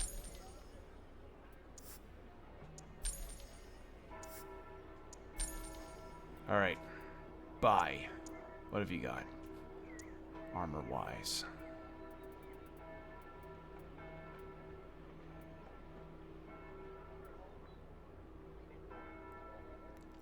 Nothing much better than what I already have.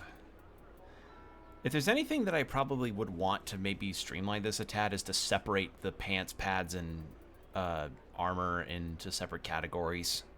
Just a little something that would be nice. Jesus, that's a lot of money. How about swords? What have you got?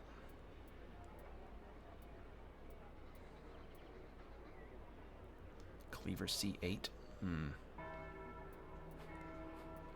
Probably come back later for that.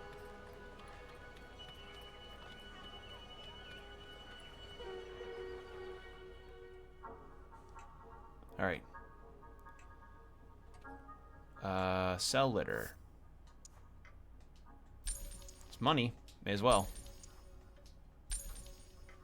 There we go. And then clean up goo-covered equipment. Nope, never mind. We do... Wait, really? Okay, well, we have to meet the mayor, so we may as well do that.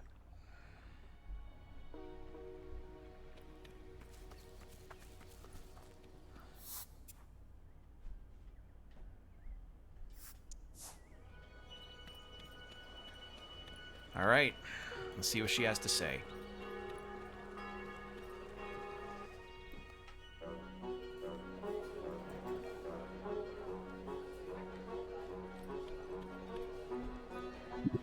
Ah, Fraulein Dorfer. The mayor has already been seated. Let's not keep her waiting, shall we? All right, let's do this. Let's see what she has to say. I know there's more side quests to do, but again, I don't remember. I think it's like 3 or 4 weeks that this game takes place in. So I don't have much time to really do much else besides the main story. I'll try to get as many side things as I can done, but again, limited time. The innkeeper is leading me to a little separee. The mayor likes her VIP treatment. Blah. Yeah, the mayor likes her VIP treatment. Fräulein Dorfer, thank you for coming. What do you say we skip the pleasantries and get right down to business?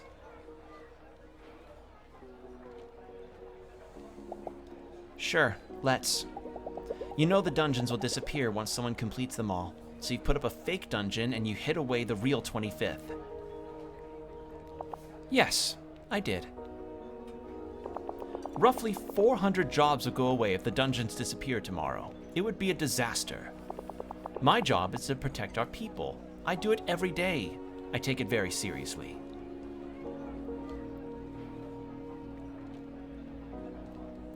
Magic is bigger than you or me or your village. You're trying to suppress an entity that neither of us understands. You already have earthquakes in your village, goo seeping out of your gutters. You have no way of knowing how bad this will get. You know, I really like that spunk of yours. Reminds me of myself when I was your age.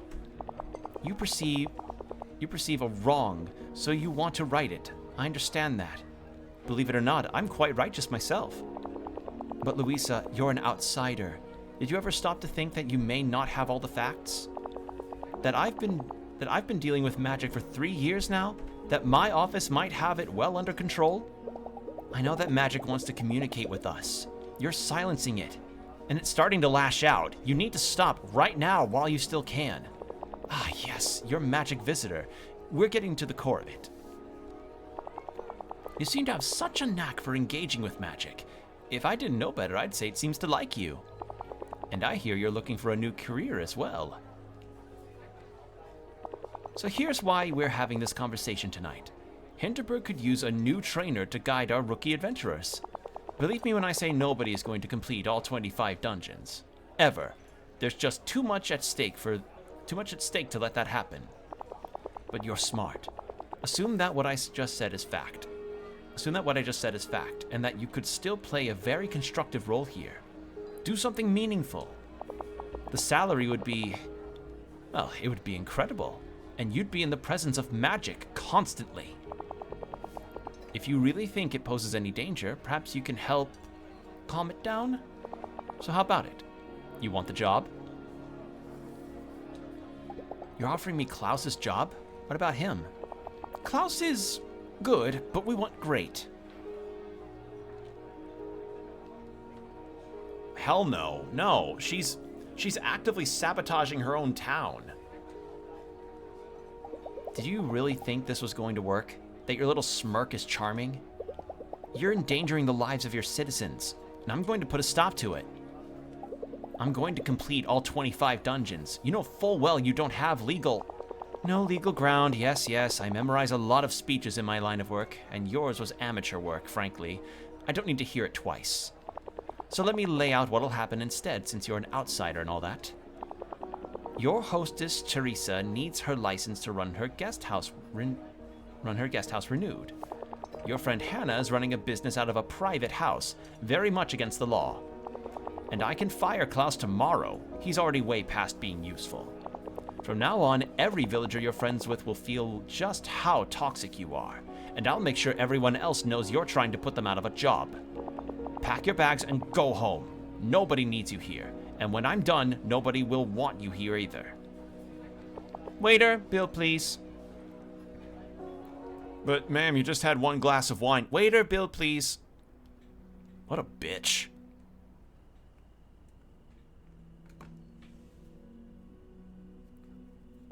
It's been a long day.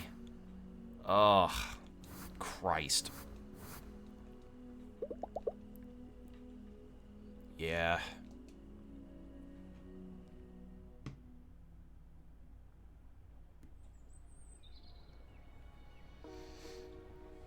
Jeez. Alright. Well. Alex, mind if I take a seat? I don't know, Louisa. Have you changed your mind? Yeah, I thought so.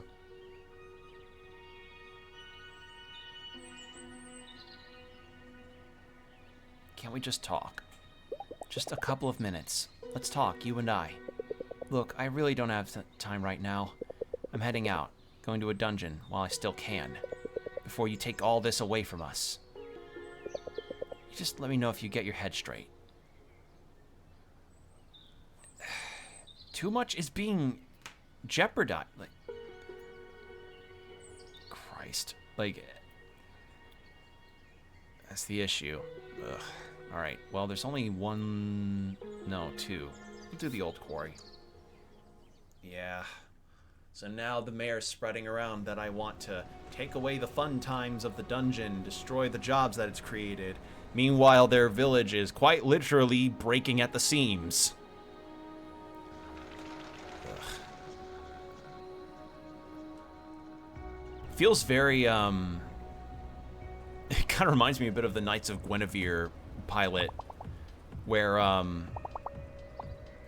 you know, Frankie is fishing trash out of the water, and meanwhile a Guinevere fucking park is flying overhead, dumping trash in. Immediately, it's like, yep, makes sense. Hey, you. What's up, Marina? All right. So she's still in good spirits. I need to find that dungeon.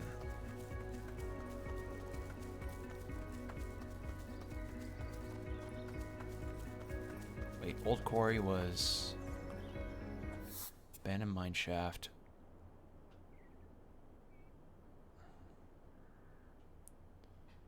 Old Quarry was... That's the Tatzelwurm's lair. So... here, perhaps?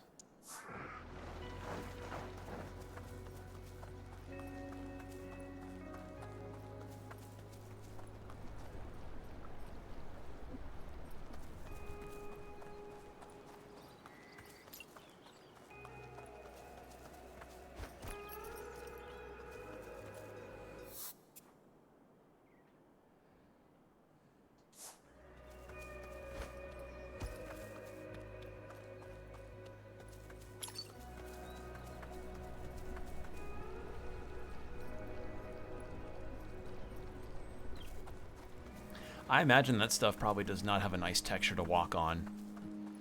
It's probably like really bad kinetic sand, or like that kind of gross slimy material that, or it's like wet food in your dishwasher. There we go.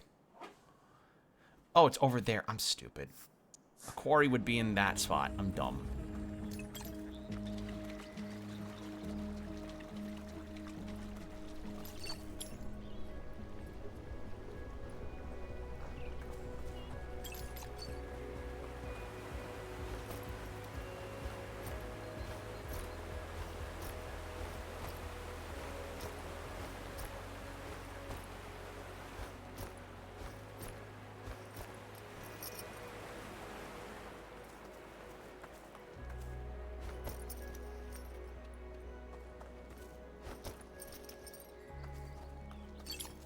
Unfortunately, we are going to be a little underpowered attack-wise, but kind of doing what we can on this front.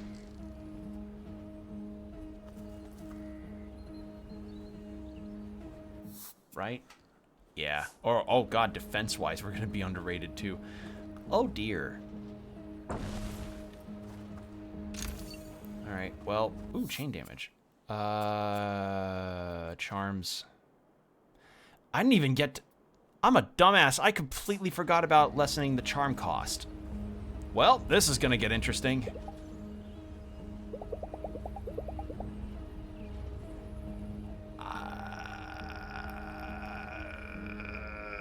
No.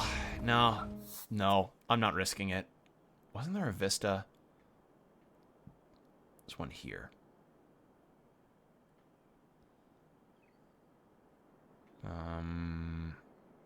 Yeah, let's do the Vista over here.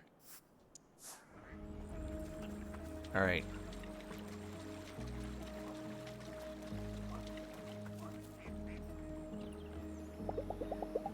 Rest for an afternoon, just enjoy the scenery, relaxation and health, yes. I really do love the way the backgrounds look in this game. It's so nice. It just has this nice pop to it. It's peaceful up here. Should have done this a long time ago. Nowhere I have to be, nobody who needs anything, nothing of consequence going on. Just me, somewhere in the middle of the mountains, watching the afternoon go by. I feel so much lighter up here. Like the parts of me that are never satisfied with myself have just gone quiet for a while, and I can be free. And just spend a few hours taking in the view, doing absolutely nothing.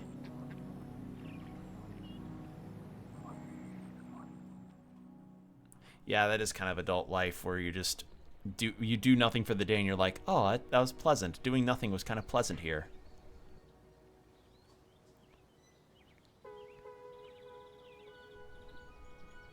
All right. Oh, hey.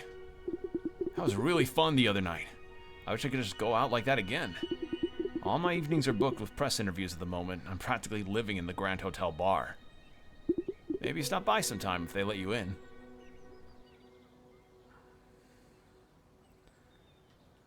Alright, well, first, material cost to get the charm stuff down. I can do a bunch of them. Which one was the chain damage plus? No. We can upgrade these, though. Let's do damage reflect down. And that's all I can do. Alright. Well,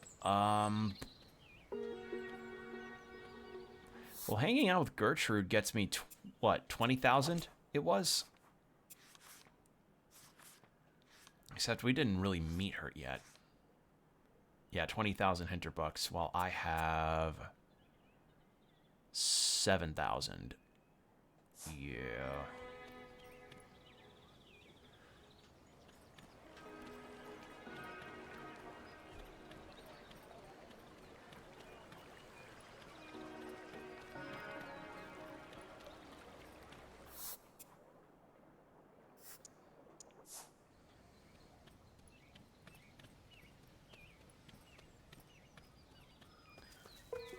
Actually, is Kai around? I should probably get his autograph. Where is he? There he is.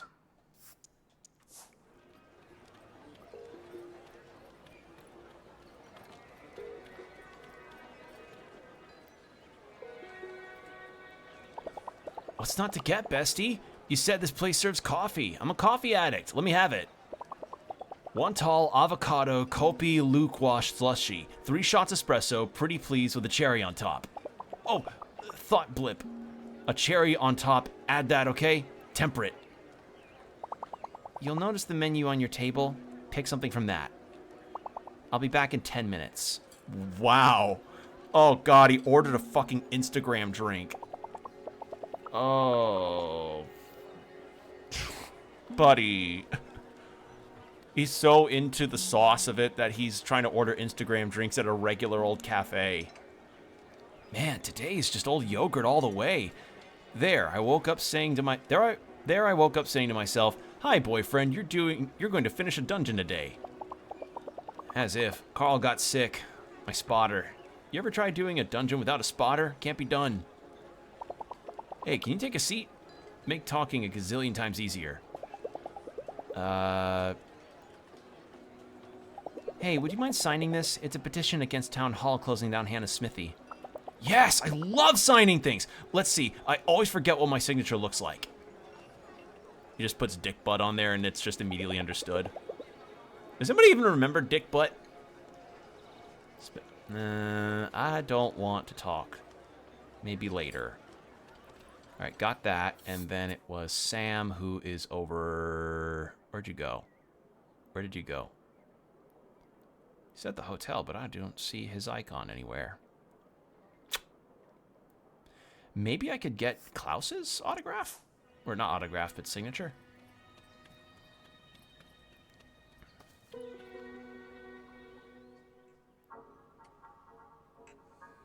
Oh wait, I don't think that dialogue option came up earlier. No, didn't think so. Now I have no litter available, right? I've... yeah, that's all I've got.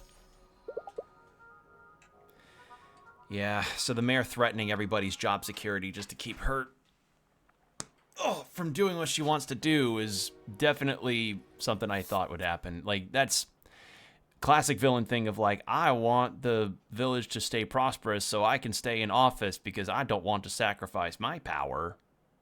All right, spa. There's this Renaud guy, but I haven't really... We met him, but we haven't conversed with him, so I don't think he'll sign it. This is a nice spot. Good view of the lake. I did not expect someone like you would come this far. Didn't expect the big icy guy to strike up a conversation either. What do you mean, someone like me? A tourist. Come, we shall see what you've got. What exactly do you have in mind? We must train. See that you're prepared for what's to come, sword in hand. Hannah Shop. Hannah Smithy. Fuck. All right, why did Sam have to not be available? Shit. okay, well, it's not like there's a deadline on this quest. I do need more money, though. What's my stats looking like? Relaxation, amusement. My renown's already pretty high.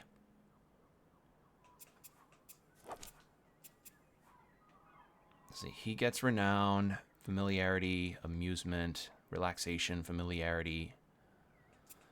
Actually, what do I get for hanging out with the dog again?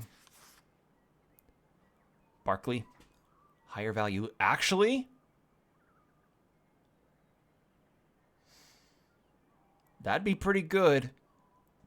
You know what? That would be pretty good. But I'm going to sell a bunch of shit first, and then I'll see if I can buy anything, then I'll hang out with the dog.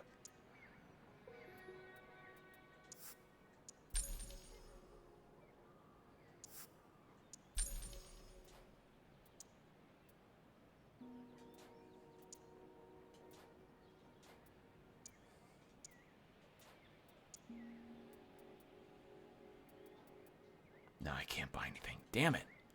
Hold on, what if I sold stuff to Hannah?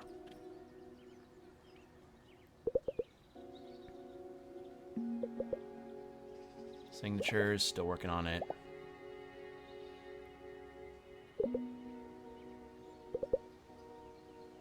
Yeah.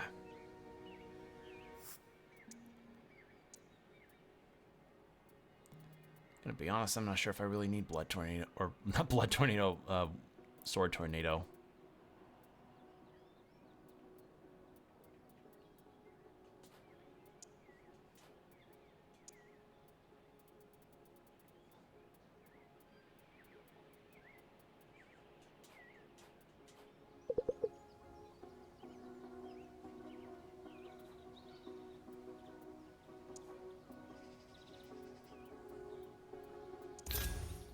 There we go.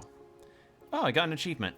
I've debated if I should turn off the Steam achievement ping, because, you know, it can get kind of in the way and also really deflate the tone of a given moment. Like, if I have a really important moment in the story and then suddenly I hear that boop right as I do it, like, oh, death of the character happens and everybody's tragically crying and I'm crying too, then the Steam achievement thing pops up and is like, thanks, man. That's cool. The dog sitting in the evening sun watching the tourists. Barkley, that's the name I gave him. Good name, suits him.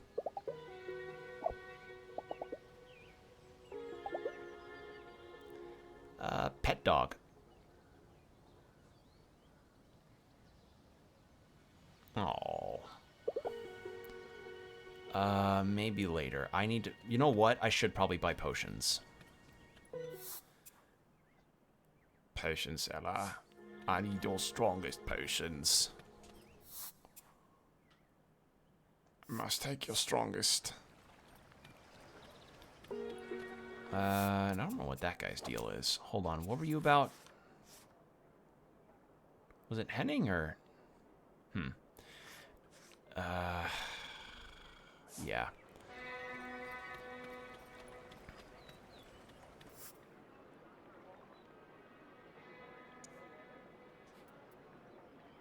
I have 2, I have 1, 0. We'll take 3 of these. Then we'll hang out with Barkley. Or Barclay.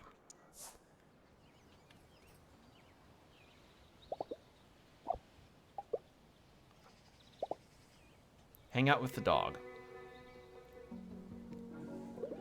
I always like dogs, the way they express joy. Pure, unmarred by doubt. It just makes me so joyful as well. It only ever lasts a moment, but for that moment, the world is good. This one isn't showing it as much, but it's there. He's picky, but he likes company. Who's a good boy? Yeah, it's you, heckin' good. You don't have to care about someone putting up a fake dungeon or any of that. You're just a really good boy out here enjoying a warm summer evening. Being on holiday means you can take time to let anything be the center of your world for a while. There's a pleasant little evening breeze tonight, and I can choose to do nothing else but sit and enjoy. I might make a memory of it, or I might forget. No matter what, it's just right. This guy probably knows all about that. This is good, right, boy? There's no vacation that doesn't get better by befriending an animal.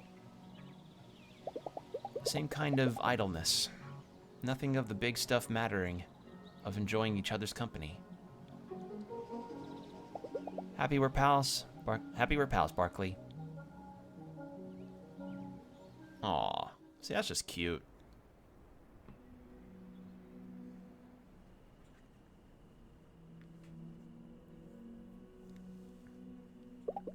All right.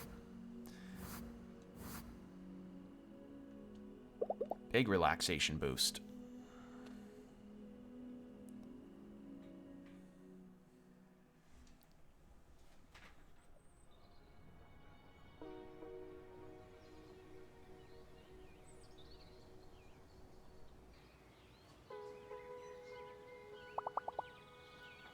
Did the Fraulein sleep well today?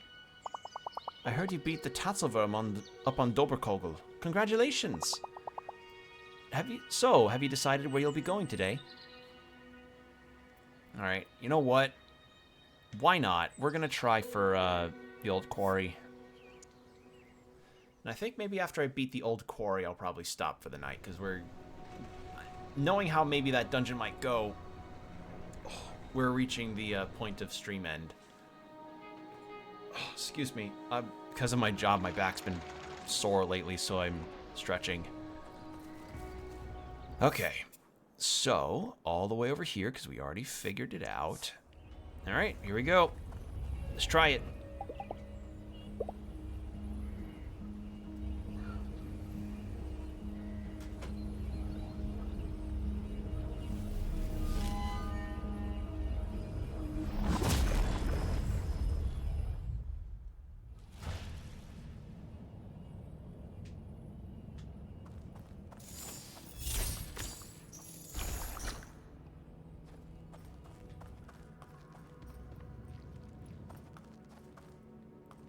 Unfortunately, our friendship didn't go up with Barclay, so that means still... So that means a no on the valuable loot, but that's fine.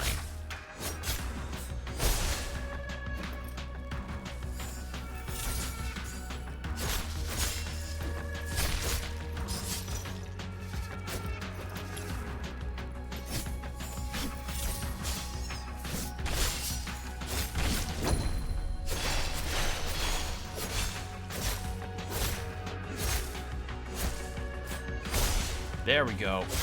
The attack boost charm probably is doing a lot of good work for me here.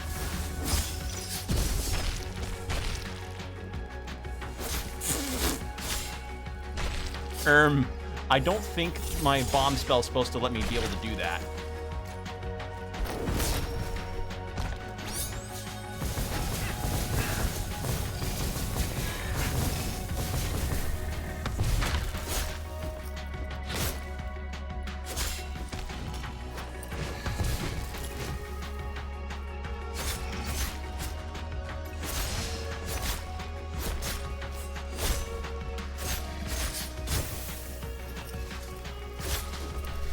See those spiders.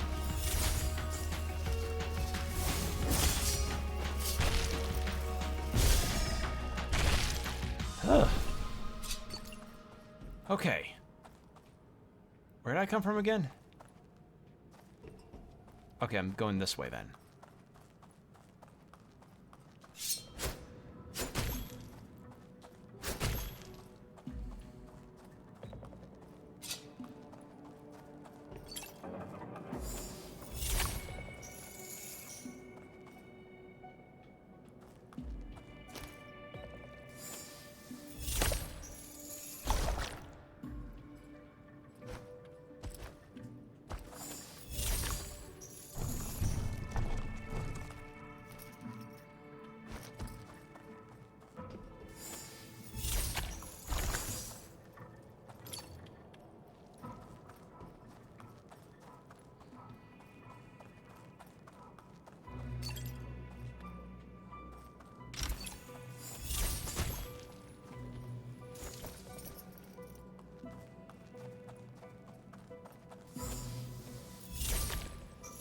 There we go. Then we climb up here, and now we're good.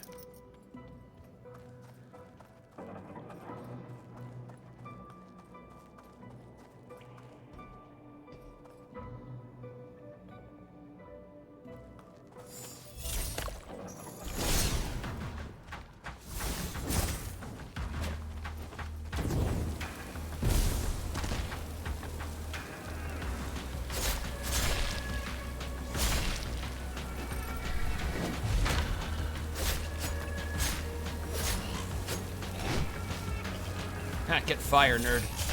There we go. Center.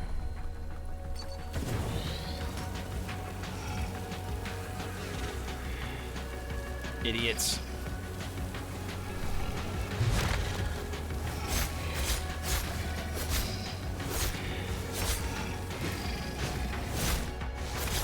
And there we go.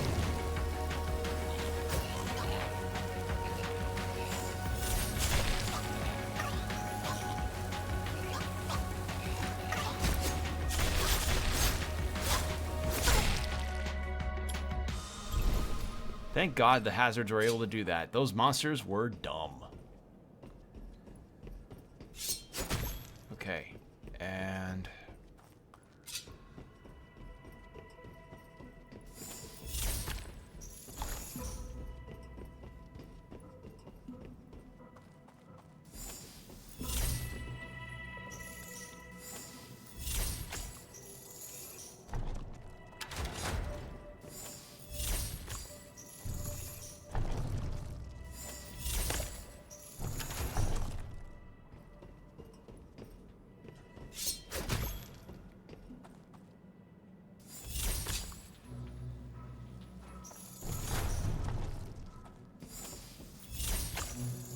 Figured there'd be a chest there if there's a indicator. There we are. Ooh. Is that going to be good for what we've got? Oh, fuck yeah, it will be. Holy shit. Sorry, magic entity. Your shit got replaced immediately. Holy shit. That was just immediate. Okay, so I have to go to Hannah to fix up my sword to get my shit added in.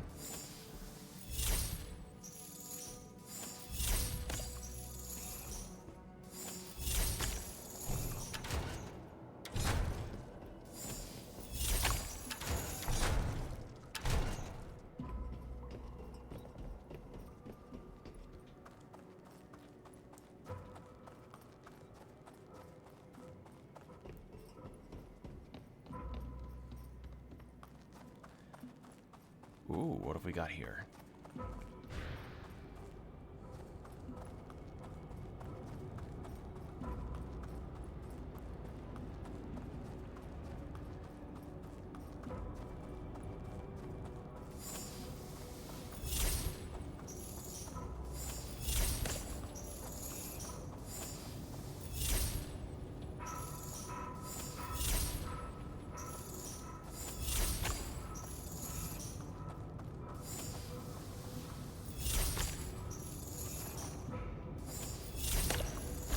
There we are. And climb up. Beautiful.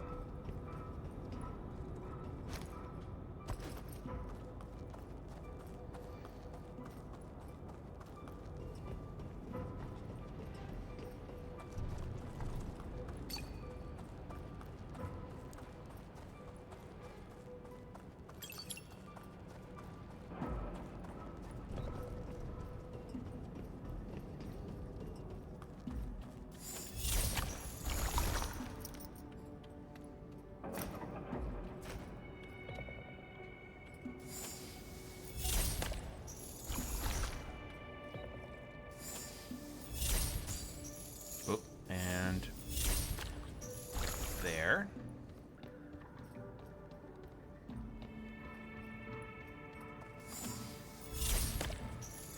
Do that.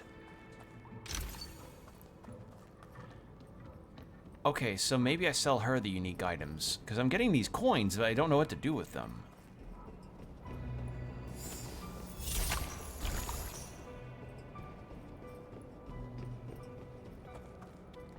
Oh, nope, I see what I'm supposed to do.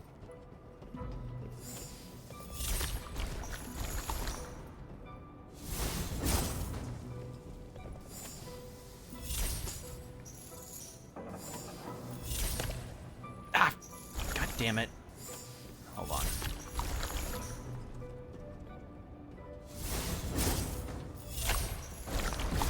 There we... Fuck. Okay, I did too early. Hold on.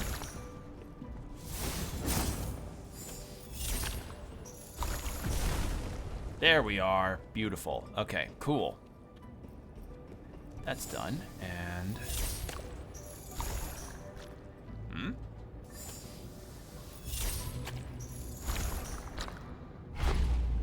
Huh. Why didn't that work? Was it because of something...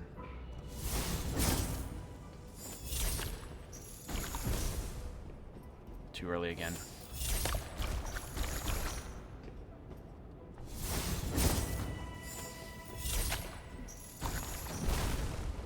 There we go.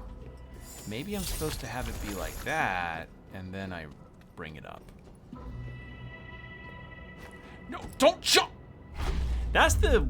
Okay, that's the other thing, is that the auto jump has been really killing me more often than not.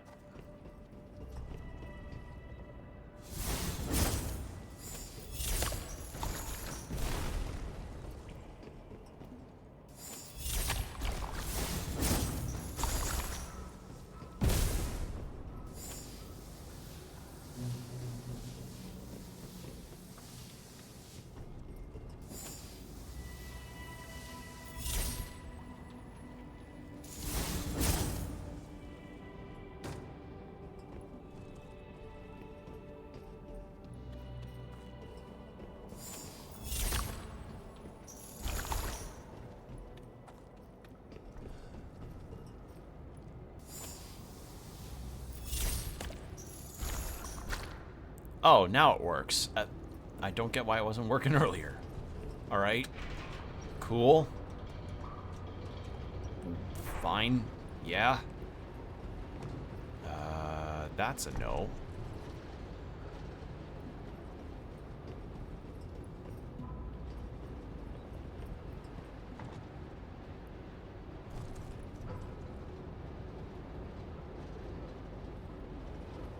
I see what I'm supposed to do. Not quite. Oh, wait, hold on.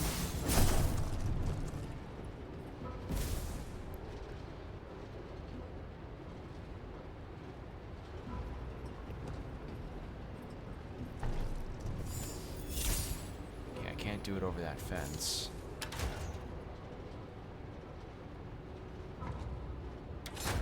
And that opens that. So maybe I do need to go around this way.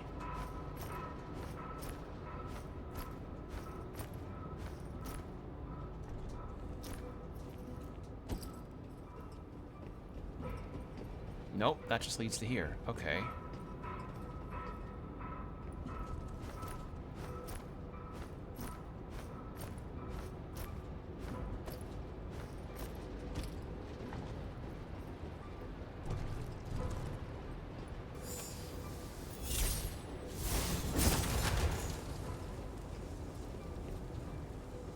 It's not gonna last forever. Nope.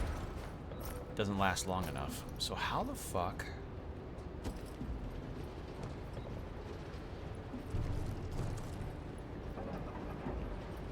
Oh. Oh, I see. I see now. And there we go. And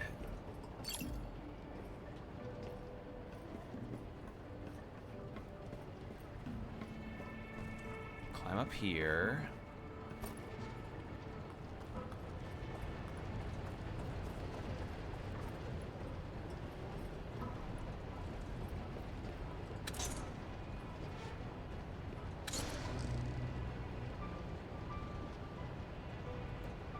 There.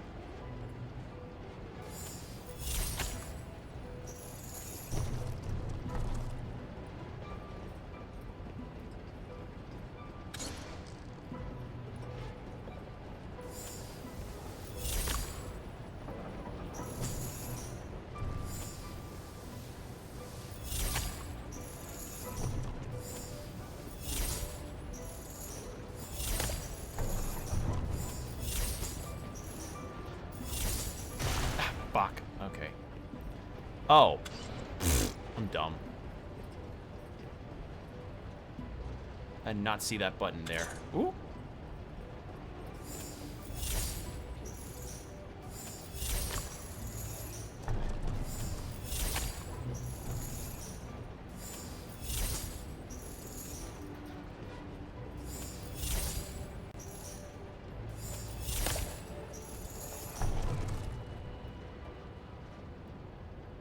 Alright, that should do it.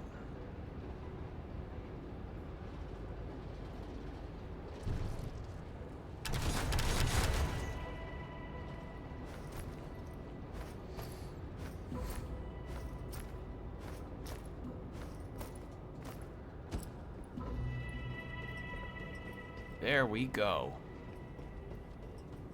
It's probably not the end yet. The end's likely at the top. Wait, did I miss that chest? Shit. Oh well.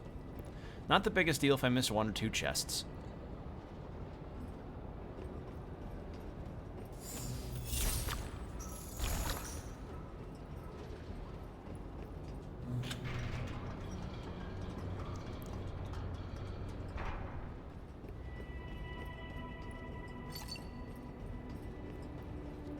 Okay, we've got this situation going on.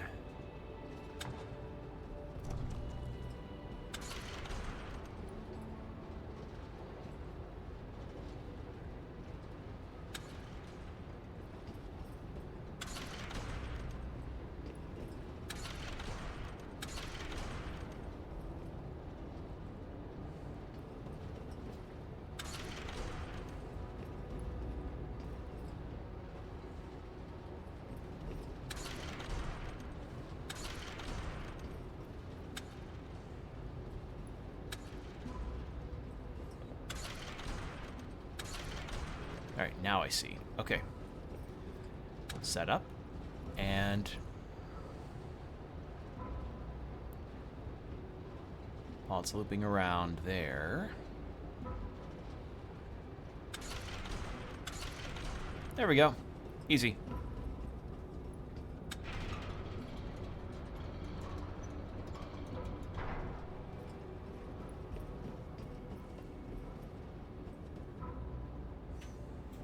Just gotta wait for it to go all the way down.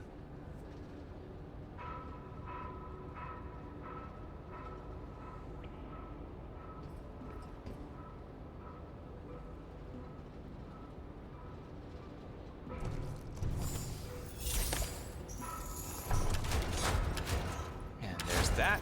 And there we go. I don't know why I'm giving those. I don't need any MP or HP. Yeah, we're set, unless there's a fight here. Sure enough. What did I say?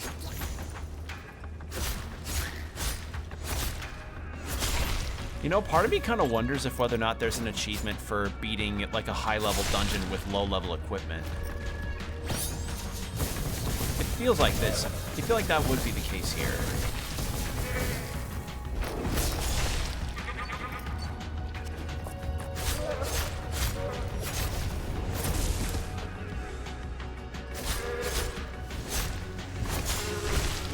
Hate those goat enemies. They suck.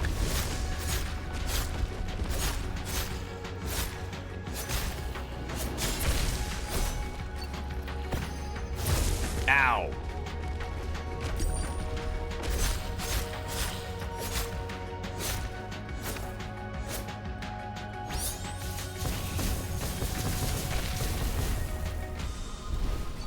There we are.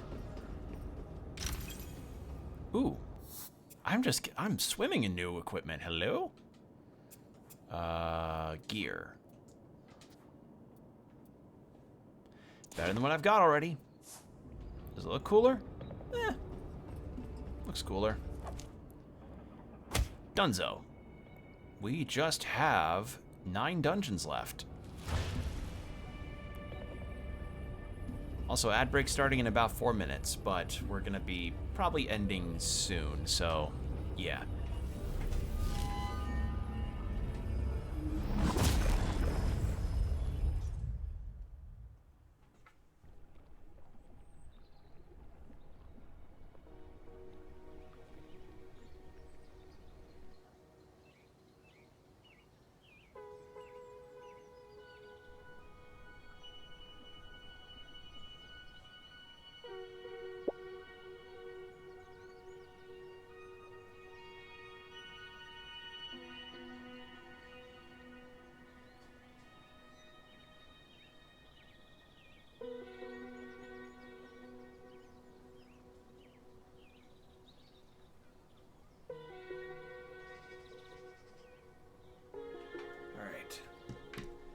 Sorry, I was stretching my back.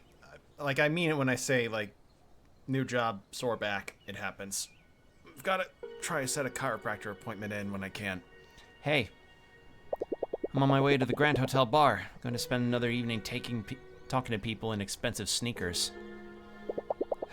Maybe stop by if you can have some time. Alright, well, I've got a myriad of characters to talk to, but I'm gonna stop for now. Save game so I don't lose progress. That would suck. All right. Okay, we are good. Thanks for joining me, everybody.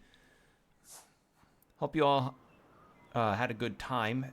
Certainly have a good time playing this game, getting to explore the nature of tourism and how poisonous it can be if not handled correctly. So I'm gonna go ahead and snooze these ads while I do my little outro.